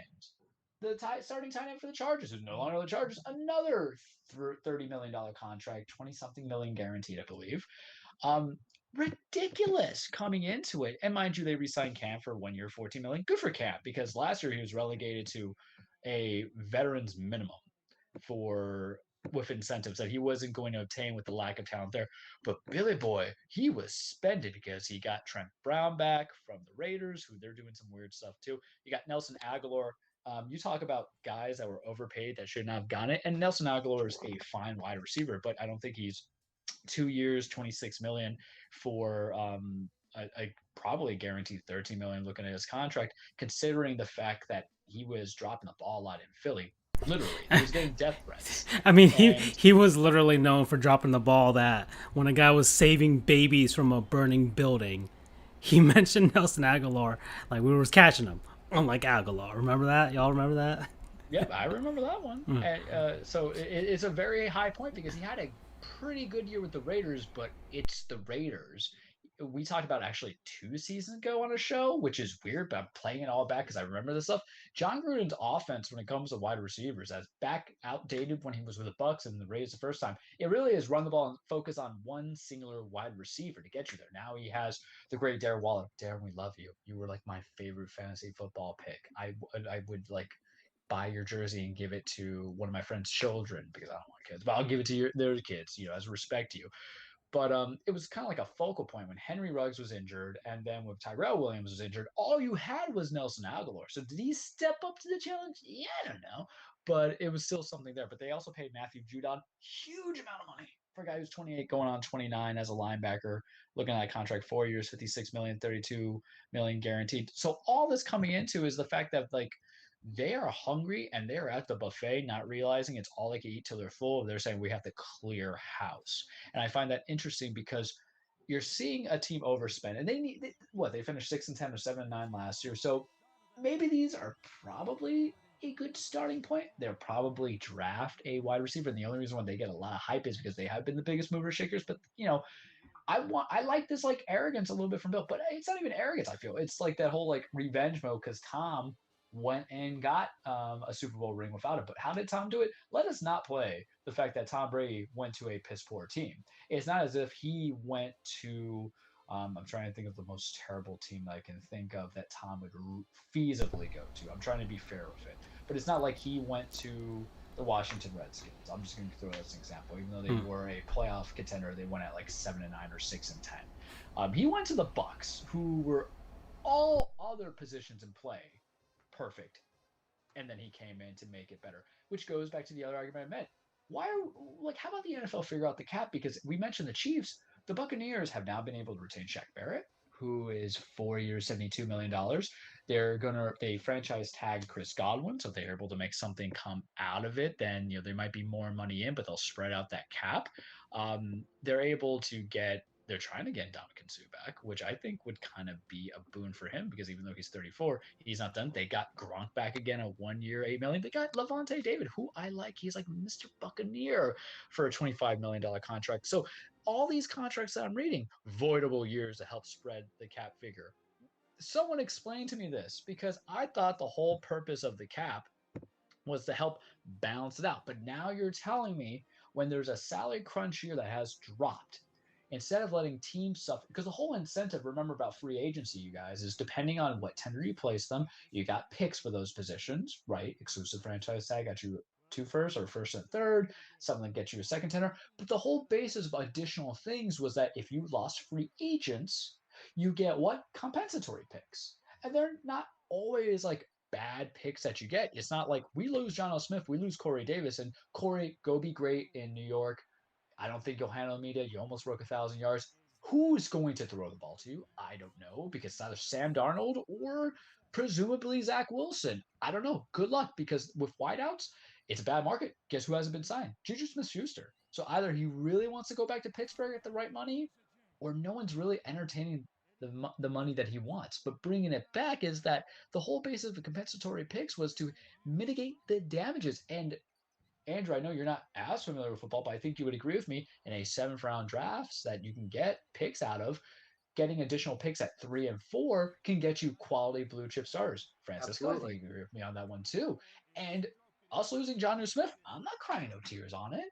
We can get a compensatory pick next year. We got one this year coming in. You can get a tight end because for what Jonnu wanted to be isn't going to happen in our offense, especially after Arthur Smith left.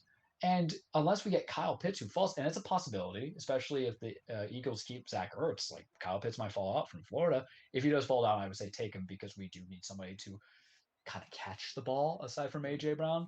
But it's amazing how I think the intention of, okay, let a guy walk if you know you don't want it, or the whole purpose of the franchise tag. The franchise tag wasn't necessarily to keep a guy for a year. It was to like keep them here, let them work out a schedule. Not everybody went the route of Kirk Cousins, who got franchised twice and then bailed, right? But I'm just like so amazed because now if we're just creating voidable contracts, because you know who else got a very big voidable contract? Taysom Hill. Why? Drew Brees retired. Drew Brees is still eating a chunk of change. And they don't have it right. Taysom Hill, even though he went 4-1 as a starter, was not really good, fellas. So instead, what they did is they reworked his contract to be a 4-year, $140 million contract with the 3 years voidable, and this year he's getting $16 million. What the hell is all this stuff? Because it really does kind of feel like the rich get richer, and especially for a season which is going to be hampered because of salary cap being lowered. I think everybody could agree, just let some dudes go and then try again next year, right? Unless the only theory I have is this, and I want all y'all's opinion on it because I have had this whole big thing of free agency, but it's not done, so I don't want to attack it fully. Is this: are we taking these appropriations because we are so unsure of what scouting and college football and this draft is going to be because of the virus, and that's why we're trying to really make this work? Because that's like my little conspiracy theory that I got going on Pepe Silva right. Oh, Charles, you sound very far away right now. My headphone popped out. Oh, okay. I got too animated and it clocked out my hand. But to reiterate my question in a very shorter form, are we taking these attempts not because we really want to retain some of these guys or really have the money signs from people, because some people just got to go. It's the way of life. Is it because we're so unsure of this draft because we have not really got to see the whole tail of the tape of certain players that we rather do this weird ways? Discuss. Tell me. Trying to I mean, and I'll look for you who you've got it. I know you got Jacoby Brissett, by the way, Francisco, because you let Fitzmagic go. Yeah, that's right. He's off. He's off.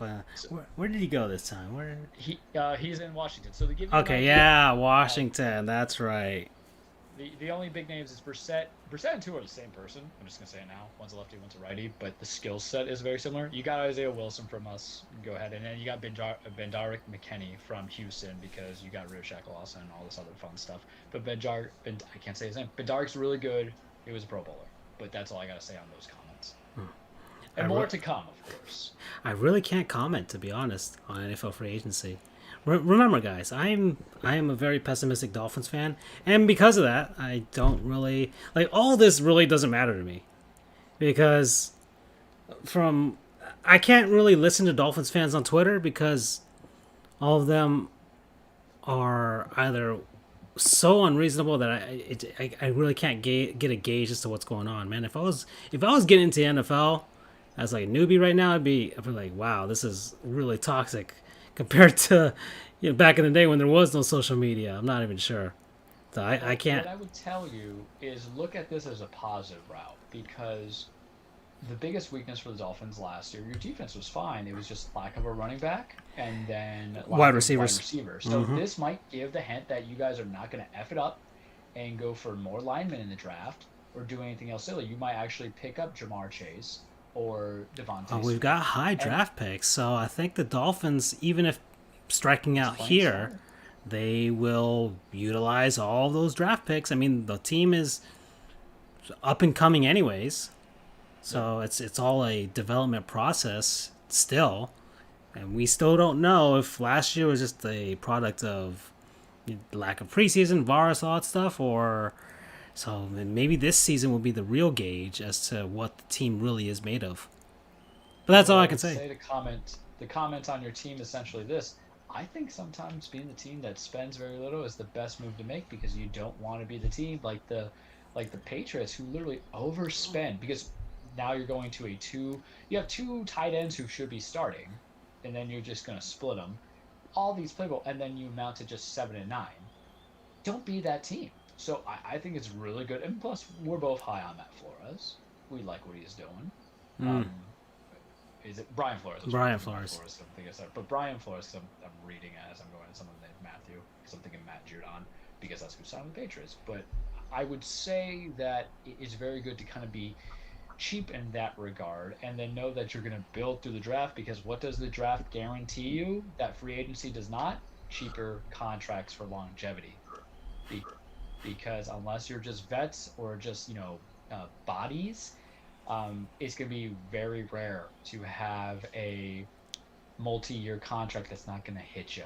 But in those second or third round, and my dog's sound in the background, as you're going to get that second or he's like, yeah, I agree with you, Charles. If you're going to get those second or third round picks, they're only going to cost you like $3 million for 4 years, which is a great deal. And then you just kind of use them, abuse them, and then you either re-sign them to bigger contracts or you trade them out.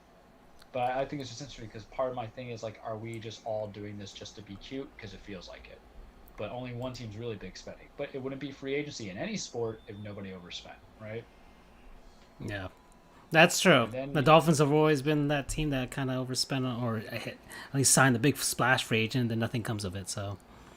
And then the other way of how people look at free agency is how it affects their fantasy football, which is what I mentioned myself and Andrew doing. I'm retired officially, but Andrew might come back because I know he's got an axe to grind. But one of my coworkers in the group chat, he's addicted to it. He's kind of like Freddie, has like 20 different leagues. Freddie's probably like, oh my God, this person's going here, gonna draft him. Same thing with Ross. Ross, you get a shout out for it. But it always kind of makes you think, because as a fan, you're like, okay, this is fine. I want this guy. Like, I'm very happy we got Bud Dupree because I know we were that bad. I think he's going to probably disappoint, but that's the expectation. But if I was still doing fantasy football, depending where certain people go to, especially those one-year wonder contracts. Looking at you, Marlon Mack, and your prove-it deal that you'll probably get to Miami, because I think for some reason that makes sense. I kind of salivate at that idea. I'm retired, boys. I'm retired. I'm going like Michael Corleone, Godfather 3. Every time, I'm out, they bring me back in, but I'm not going back in. But sometimes I salivate those ideas where a person or team might get somebody. And then what does that mean positionally for an NFL fantasy draft? I wonder. Okay. All right. Well, I once again, I can't.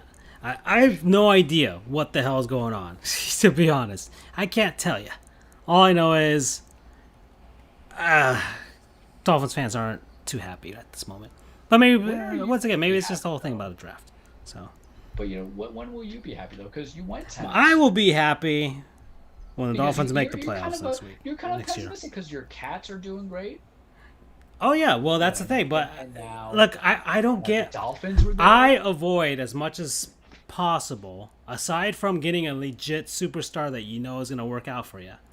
I try and avoid the hype for a lot of these like free agent signings and stuff like that. And like only when something big goes down, like when you get a big 3 with the Miami Heat and stuff like that, when you know that's going to work out. That's definitely going to work out. But aside from that, like no, sheesh. The Marlins offseason was quiet, so okay. The Panthers did their thing. Getting rid of Mike Matheson was like the only thing that was on my wish list that I wanted to get done, and they did it. And the rest of it is just freaking the cherry on top, which is what's happening right now. And the Heat kind of stayed put for the most part. How are you with any kind of free agency? Because I think with UCF, you're a good hype man with them and everybody they recruit and stuff like that. But you being a Lightnings fan, you being a Tampa Bay Rays fan, how are you when you go into a successful season into the free agency? Because I like to think of myself as pragmatic. I enjoy when the team actually addresses a weakness. God knows the Yankees didn't do that this year, not to shift gears, but we ain't got pitchers. We got boomer bust guys. We're going to see what Kluber and Italian going to do and all that stuff. But how are you as a fan when you go into the off season? What's your reaction to all that? Well, I'll be honest. I don't follow. I follow who is being acquired, but I don't really dive deep into who, or like who they are. Like Pat Maroon, I didn't know that he was a bruiser when he came into Tampa this past season. I probably should get a bit more on that, but I have like just the bare amount of knowledge of free agency and who's coming in. I don't want to say that it doesn't interest me, but it's just something that I don't really follow. That being said, if I see a big name comes in, I'm like, yay. I probably, or by virtue of being a mod on RCFB, pay more attention to the NFL draft just because I have to watch it to moderate it, because we do a little bit of a discussion on it. We announced who is getting drafted. Oh, speaking of someone not wearing a visor, Jamie Benn. I'm watching the Lightning Stars game right now. Oh, he's one of the old guard. That's why. Yeah, he's one of the last surviving few that doesn't wear a visor. That's sorry to change directions there, but I just noticed that. Anyway, so yeah, I mean, I guess I follow free agencies, but don't, so I don't really have a good answer for you there. Yeah, for me, it's just, like I said, I don't like to get overhyped for my teams going into certain seasons, because I've been burned way too many times. Aside from the, this is definitely going to work out with, the Miami Heat, sheesh, it took until now for Bobrovsky to even be decent. So, just try and avoid the hype. Not everybody's a New York Yankees fan, Charles. You guys get all the guys. Actually, we ride or die. Yeah, well. But they've been hurtful. Yeah, they've been hurting. Yeah, well, you guys got DJ LeMay who's back and stuff like that. So you guys got Kluber. So we'll see. We'll see how things go down. Speaking of free agency, though, since we are discussing it, I will say, fuck you, Jacksonville. Oh, oh, Well music to then. my ears. They got your boy though. That's what pisses me off because I was willing. Overpaid for your boy. I was willing to forsake the team, even though they're gonna get Trevor Lawrence, who is supposedly a once in a generation quarterback talent. I was willing to forsake them for that because they were fucking assholes for hiring Urban Meyer and whoever that Iowa strength coach was. I would wash my hands of them, and now they go in and bring in the Griffin brothers. Like, Oh, what the are they hell? getting Shaquem as well? Shaquem, but yes. Oh, okay. Because I knew they were getting Shaquille, and they signed him to 3 years, 44.5 with like 30 million guaranteed. It's not official yet, but Seattle is not tendering him an offer as an RFA.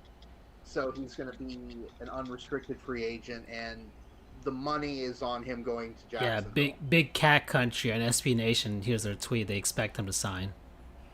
Which, again, I am super happy for Shaquille. He's getting paid, and he deserves it. Shaquem is going to not get paid that much, probably, but he's still going to get paid. He's still in the league, which is awesome. I'm happy for the two of them. I'm especially happy since now they're going to be within driving distance, basically, of their hometown in St. Petersburg. So their parents can come. Their parents went to all their games in Seattle, but now it's going to be a lot easier on them to go to games. I can go to their games now, but like, son of a bitch, really? Like, I think he did that just to spite you. now I have to root for Jacksonville again? Watch them get. Come on. Where's Jameis? Where'd Jameis go? He got 1 year, 12 million at New Orleans still. Oh, okay. All right. Oh, that would have been funny too. Like, god damn it, Jacksonville. Oh, again, Every time you Where's thought Blake you were out, Bortles? they Where's pulled he you at? back in. Oh, I think he's he's never in played. LA. No. okay. Oh no, he's in Denver now. Okay. All right. But like, This This eye. is really killing you. do I have to renege on? No, you can cheer for the players. You know.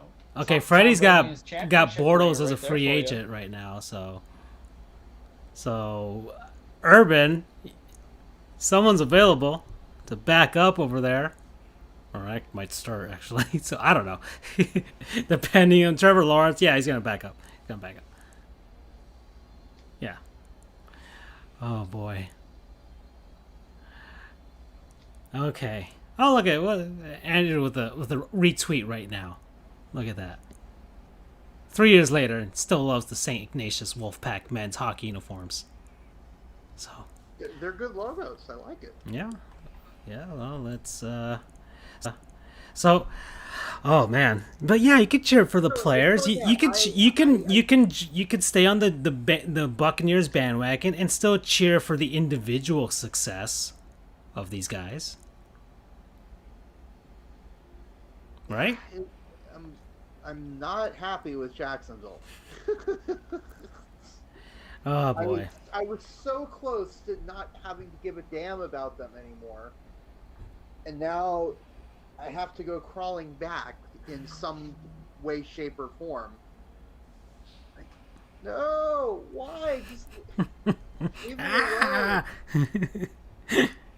Oh boy. And again, this is personal. This is on my personal thing. I am stoked that Shaquille is getting the money he deserves. He deserves to get paid, and outside of Miami or Tampa, and I don't know what their secondary situations are, but that's the best fit for him, just for his family, being close to home.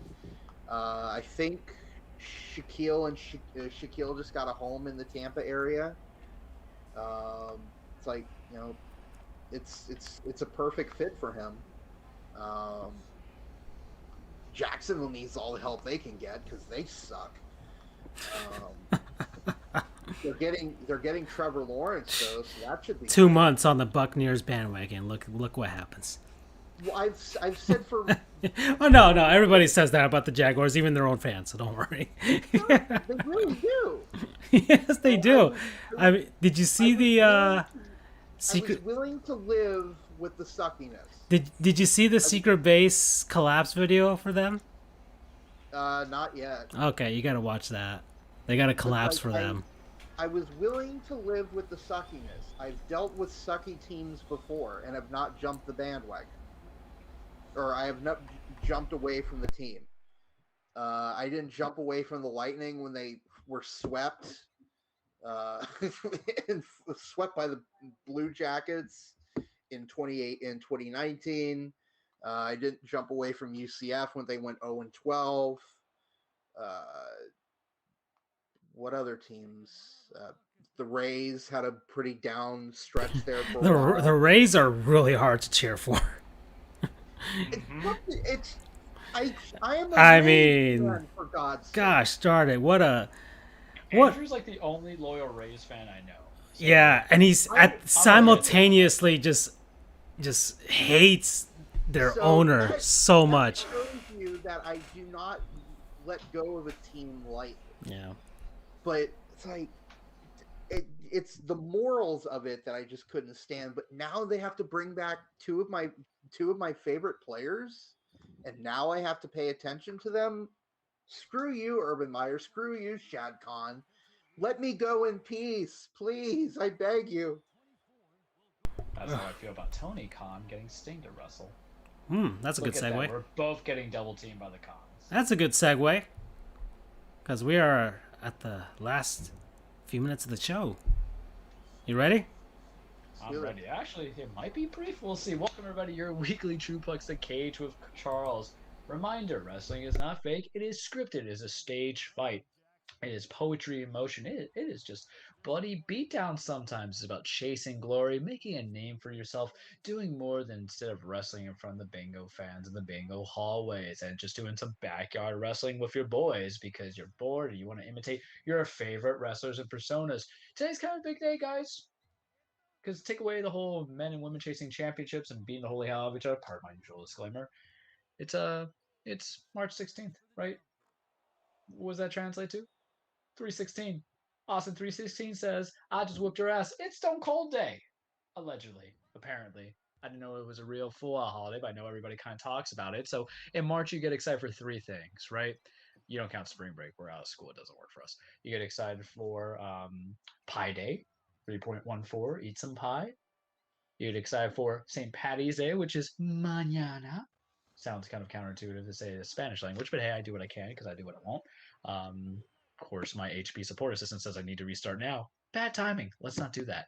And then we get excited for 316 Day when I actually have my little segment on the show for wrestling to kind of talk about Austin 316 says, I just whooped your ass. So, thoughts on Stone Cold? Yes. What? There you go. Thank you.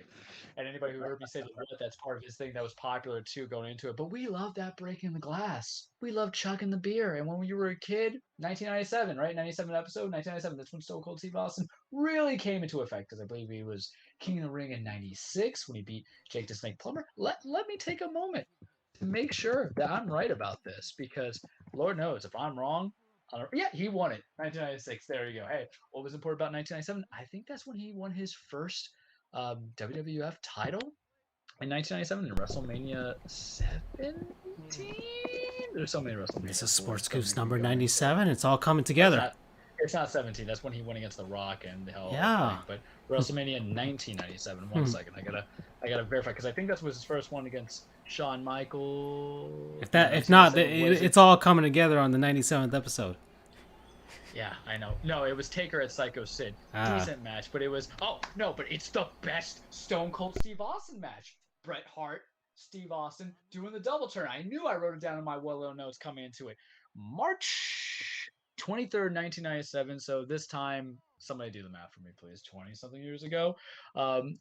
Bret Hart, Stone Cold Steve Austin went at us in a submission match. Ken Shamrock was special refereeing. For those who don't know, Ken Shamrock was kind of a big deal back then because he was the former back in the day guy, kind of coming in, Mr. MMA, translating into it. It ended in a double turn. Austin, in a puddle of his own blood, refuses to submit, passes out, creates that whole full battery. A year later, wins the Royal Rumble, I believe, in January, and then goes on to defeat Shawn Michaels in WrestleMania 14, wins it, and then has some pretty good runs there.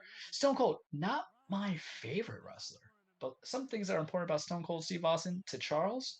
One of my first wrestling figurines. I was a 7 or 8 year old boy. Toys R Us for his birthday. Folks were like, "Come on, boy, we're gonna go." That's my parents love me. They don't say boy. I say boy more to my nephew than anything. But we're in the car, and I had just got into wrestling, and you always remember your first figures, I would say. Your first action figures, dolls, whatever the hell you call them, they're toys to me. I don't have a name preference to them. But you always kind of remember what you buy, whether it's your first Ninja Turtle, Raphael, Space Astronaut outfit. That's how we know. Your first Dragon Ball Z character. I think I had the mini packs of the Gokus. You buy like the pack of four, and it's Goku, Krillin, all that stuff. Power Rangers, blue, red, those are the best. I remember going to the Toys R Us, buying 2 wrestlers, Stone Cold Steve Austin, Undertaker. And man, that led to a lot of money spent, a lot of hours going through. And I would come home, do my homework, and play wrestling, especially on Monday nights, because Monday nights when wrestling was going on. You had the ratings war going on after that. You had WCW versus WWF, Monday Night Raw versus Nitro. Boy, I would do the crossovers of the 2 brands. I would have I loved it. It was great. Awesome, even though it's not my full-time favorite. One day I will give you guys the real list. I have to really think about it. There's important things I enjoyed match-wise. Him versus Brett in that submission match was great. Him versus Owen when Owen Hart broke his freaking neck. Not that neck break of Owen Hart. He died because of that. We don't count that one. I'm talking about when Owen went for the sit-down pile driver and it broke Steve Austin's neck. And he went. That's right. Owen Hart died on public TV. Never forget that, kids, because some things are weird. That's why when Matt Hardy got attacked, or not got attacked, but when he was wiped out clean at AEW pay-per-view, that's why Charles was like, "Hey, stop the match," but they let it go on. I still have gripes with that 7 months later. But he still continued that match with a badly roll-up on Owen Hart to win. Other highlights, I don't know if I liked his Shawn Michaels match at Mania, but it was cool. He had a little semi-feud with Mike Tyson. I liked his 3 Stages of Hell match with Triple H for the WWF Championship. Him and The Rock have put on some bangers. WrestleMania 17, WrestleMania 15. Also, other highlighted matches, I think he was great at. Him and Kurt Angle when he tapped out for Angle, that was good. He was also a little bit background on him. He was what was he? Stunning Steve Austin when he was going his transition of WCW to ECW.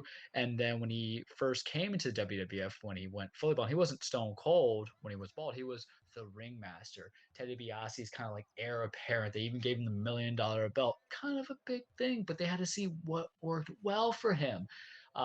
So he even adopted the $1 million dream, the Cobra Clutch chokehold that he had.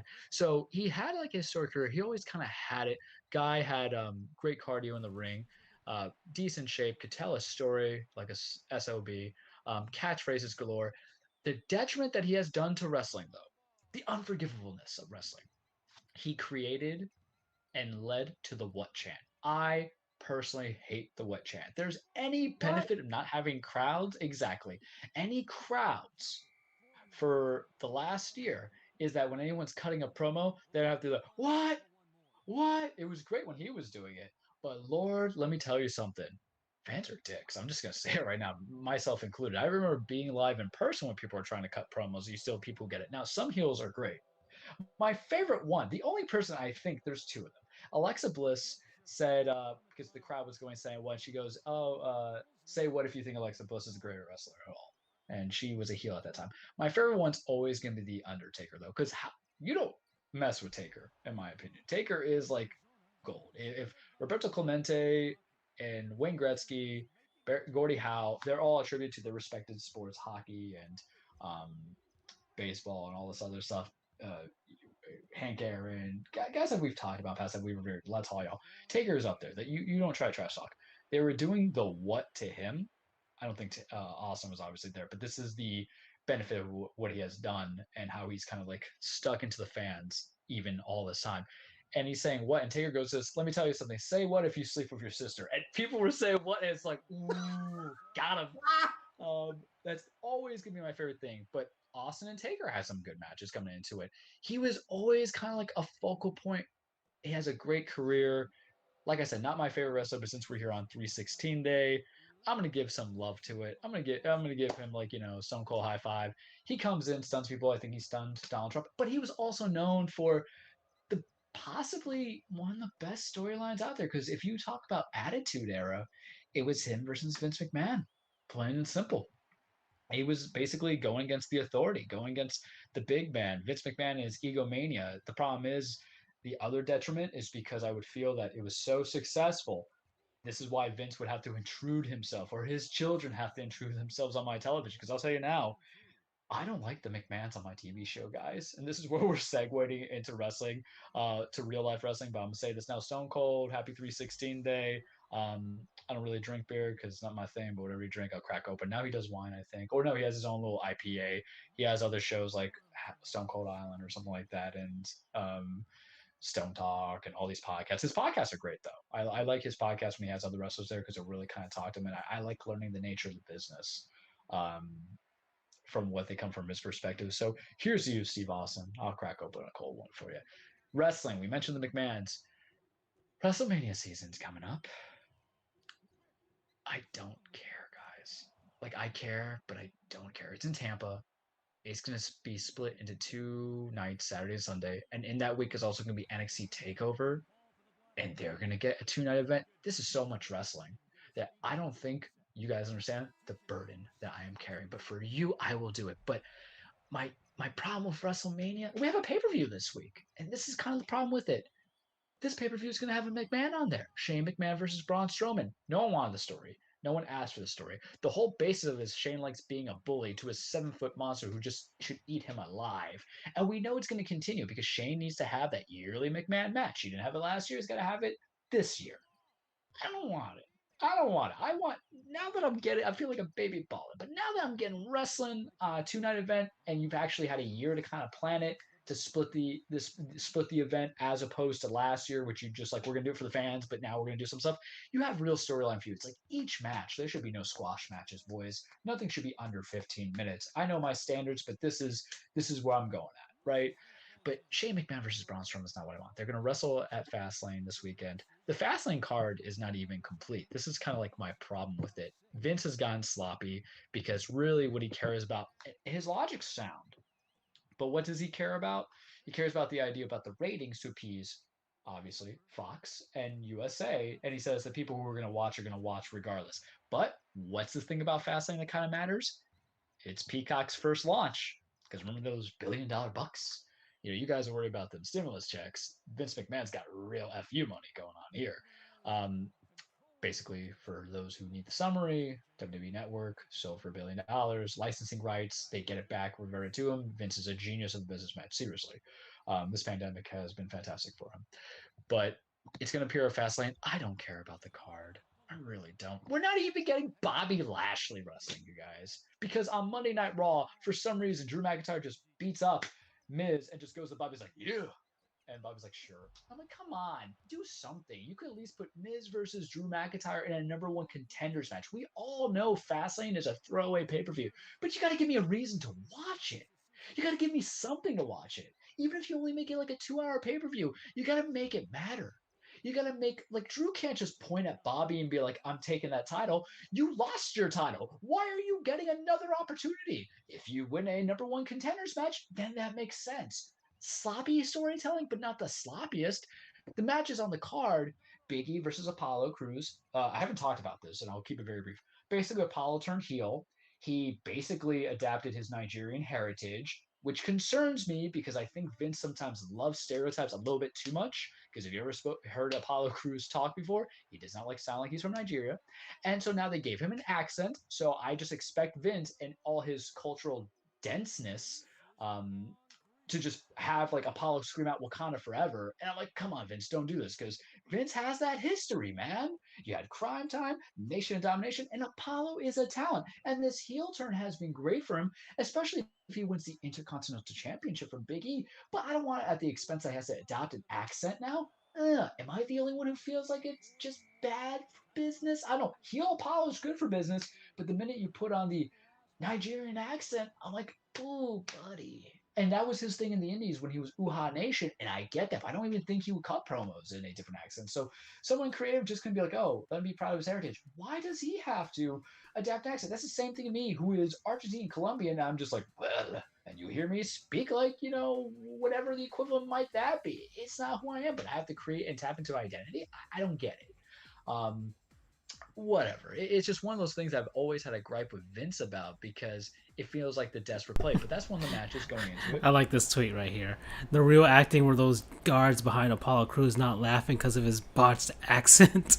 Yeah, it was tough. Like when we get off the show, go listen to how Apollo Crews usually talks. He's a nice guy, but he does not. He's not even. It sounds like what I would have Eddie Murphy and Coming to America. Is it like that? Correct. Yeah. Oh boy. My father used to say. My grandfather used to say. It doesn't work. And let me give you an insight because this ain't the only one. We love Kofi Kingston. You guys were with me with Kofi Mania. Kofi, when he first came to the WWE, was built from being Jamaica. So what did Kofi have? A fake Jamaican accent. That's the Kofi's from Boston, man. Like he's got heritage. We all have heritage. But that ain't who they are. And unless that's part of the gimmick that they choose to, don't assign it to them. Because I still remember, and when we talk about cultural, and some people will say Charles is not cultural insensitivity. I think it's just Vince being a fan of stereotyping. Because what do we remember? And I talked about it many, many cages ago. We're bringing it all back together. The Mexicools, super crazy, Juventud Guerrera, and then Psychosis coming down trackers. Don't buy into this for Vince. Make him earn it. Fastlane, big money match though. Y'all know I'm gonna watch it for Roman Reigns and Daniel Bryan, especially if Edge is gonna be a special enforcer. He's having his first match in 10 years on SmackDown against Jey Uso because Jey Uso is a rabid dog, always trying to appease Roman. And I think there's gonna be some chicanery because I don't know for sure, but I believe, boys, I believe that they are going to put Daniel Bryan in a triple threat match at Mania. It's not just gonna be Edge and Roman. And I'm okay with it if Edge isn't ready to fully carry that match himself. Because I think the story will be great leading to the pay-per-view, but does Edge still have the chutzpah yet? He's still a little rusty. And I noticed that when he was wrestling Randy Orton on that Raw. But wrestling is so far away. Shout out on the correct usage of Yiddish right there. Very well done. I don't even know what I said. I feel like my wrestling ancestors just invaded me. So didn't you say chutzpah? Yeah, I did say chutzpah. That's Yiddish. I know it's Yiddish. I don't know what I say sometimes. I get into this, guys, and it's like this is ultra. So for my weebs out there, because I've been watching a lot of anime, this is Ultra Instinct, Charles. I am at that level where I just see everything. I'm too quick for you. But moving away from WrestleMania, Fastlane's coming up. I'll watch it for you guys because it's an obligation. NXT was so good last week. I told you guys about Tuesday, why I hate sometimes doing the show on a Tuesday when NXT is on Wednesday and I have to remember everything, but I made sure to write some notes. On it, mental notes, because what did I tell you guys about NXT last week? There was going to be 2 title opportunities, 2 title shots. Io Shirai versus Toni Storm for the women's NXT title. That was good. Ended with Toni Storm tapping out to a crossface. There was some controversy going around because they were like, oh, we advertised for 2, but it's be 3. Because what do we know? We mentioned a couple of shows ago. They had the Dusty Rhodes Classic tag teams for the women's and the men's. Whoever won got a tag team title opportunity. Well, we know from the prior week, 2 weeks ago, Nia Jax and Shayna Baszler defending against Raquel Gonzalez and Dakota Kai, and it ended up in some weird controversy. So what did NXT do for the women's tag team? They announced last week that they were introducing their own NXT Women Tag Team Championships, and they awarded them to whom? Raquel Gonzalez and Dakota Kai. And then they lost those titles 45 minutes later. Weird ass booking, H. I get the idea that your whole thing is about, hey, the women's division is strong and our tag division is strong compared to the main roster's tag division, which is inconsistent, bad booking. And I completely 100% agree with you. But all you could have done was just have Raquel and Dakota, or even Ember Moon and Shotzi Blackheart. Shout out. Congratulations, ladies. You are now the 2nd NXT championships or women tag team championships. Those belts are looking great. But I don't think the first thing you had to do was award a title to somebody you could have just made the Dusty Rhodes Classic about becoming the first ever women's tag team championship, but now you award it to them on a weird pinfall from a couple weeks ago or submission, and then they lose it 45 minutes later to Ember and Shotzi. What the hell? Seems like It makes no the sense. meme from South Park, and it's gone. Yeah, and it's gone. And then, the other meme from South Park is H and Vince rubbing their nipples. So we're sorry because I just have to take it. That's essentially what it is. I just have to deal with it. But part of the problem is that there's too many titles right now. And I still feel that the roster's not at full capacity because of the pandemic and also the firing certain people to consider. Like, personally, I don't want WrestleMania for the men's tag team. I wish it's a unification bout.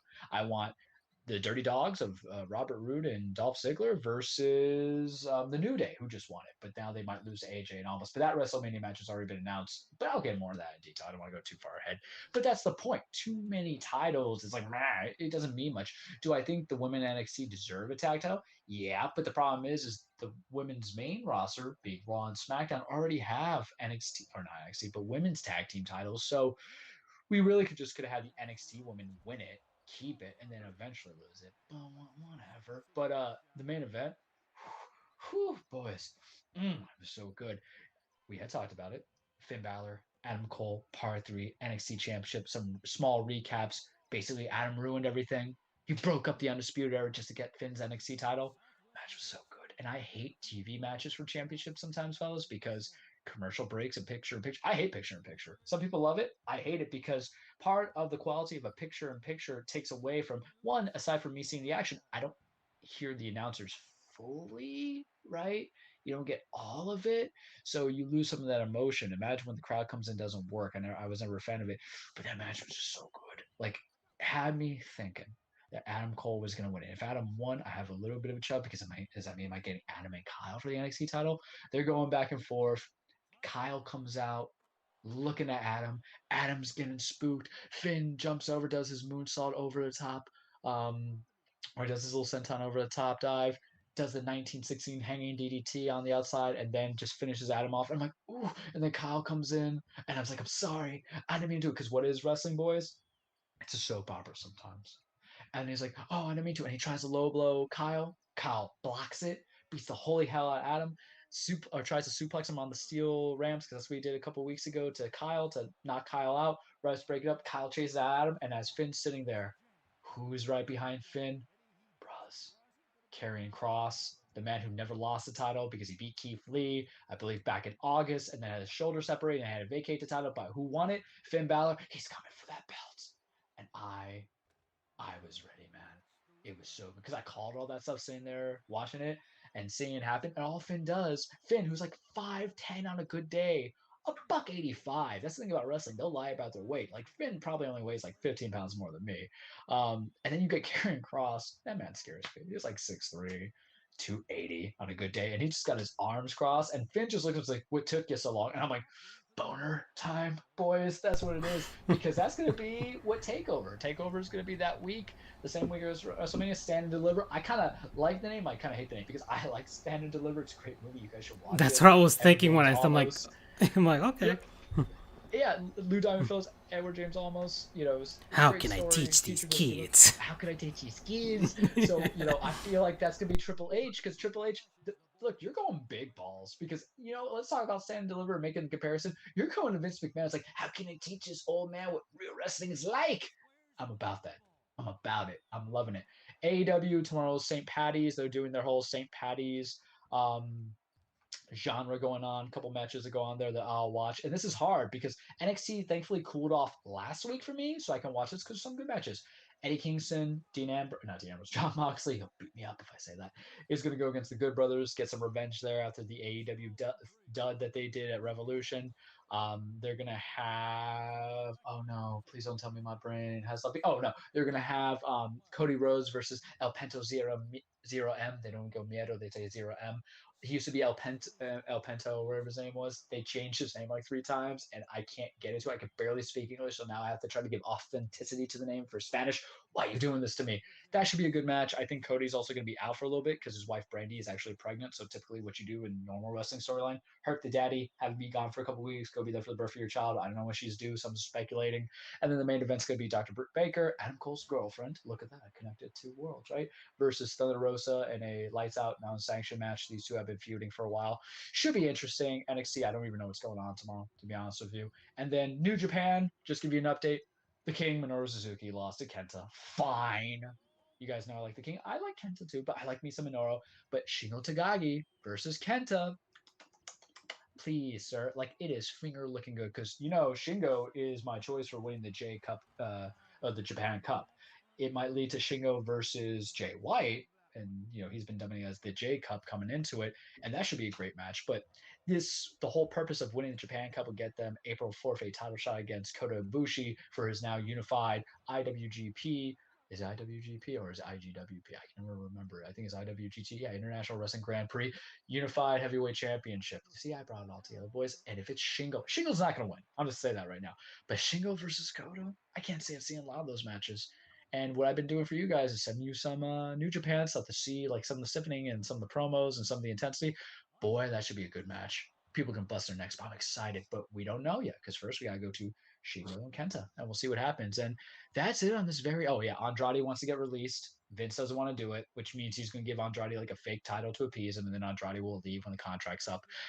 That's usually the process. But yeah, happy 316 Day, kids. It's more important than St. Patty's Day and Pie Day. And that's all I got for you this week on the cage. Give me a hell yeah. Hell yeah. Thank you. Somebody did. Francisco's like, what is going on in this wrestling?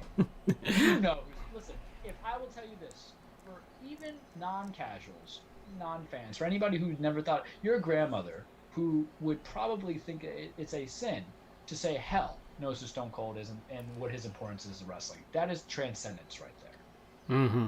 Yeah.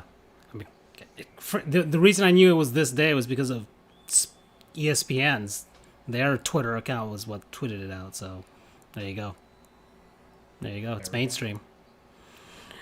All right, so that is it for Sports Goofs number 97. Man, we are almost there. So we have about 3 more episodes to go in this season.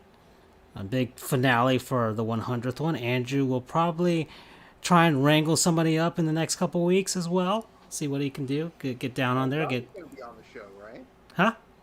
Doug's gonna be on the show, right? Yeah, well, that's for that's the special guest for the last one. But I'm talking about we still got 98 and 99 as well. True. So get that rope, get that lie, get that back of the trunk nice and clean, Andrew, and you just kind of stick them in there and then force them on down over to our show. All right, do what you got to do. Basically. All right, we know you have the means. You got those rubber gloves and everything. He knows how to clean up the crime scene. All right, so man, I have to develop like a show canon because right now Andrew's a violent criminal. Charles gives Cole Jobs and Henry Handy to his favorite players, gives them kisses on the lips. I'm a daddy. That's why I am. Right? Is that what you call me? Yeah. Yeah, Daddy True. So a side note, that was like a joke wrestling name if I was a manager, so I'll live to it. Yeah, I'm the only person I really gush and crush on is Jimmy Butler, and I'm already Derek Jeter. Yeah, well, no, I worship Derek Jeter as our Lord and Savior. That is a religion. Okay, yeah, that's true. I am a religious zealot for Derek Jeter. So there you go, guys. Can I call you a fan of the man, and then you could just insert whatever man it is? Maybe. Oh, Jimmy Butler's my man crush Monday, every Monday. Listen, heat shout out. 4 straight wins, right? 20 and 18. Mm-hmm. Number 4 in the East. Yeah. Starting to look like a competent team. Yeah. Are we saying that the 76ers are not frauds, but frauds yet? Can I? Don't worry. Don't worry. I'd love to get Doug's take on that in the 100th episode. All right, let's wrap it up, guys. Have a good night, everybody. Watch, comment, like, subscribe, whatever you have to do. Follow us. Charles usually does this. Follow us on the tweets, FGOGR, Dan Frijoles, Charles the True, or @sports_goofs. We got a website, got a podcast, we got a video streaming channel. We got everything. If you can't find us, we will find you. Bye, everybody. Ciao. Good night, everyone. Take care.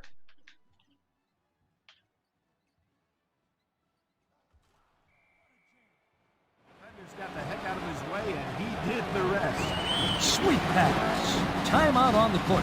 Number 11 is really controlling the offense and has a nice assist total to show for it.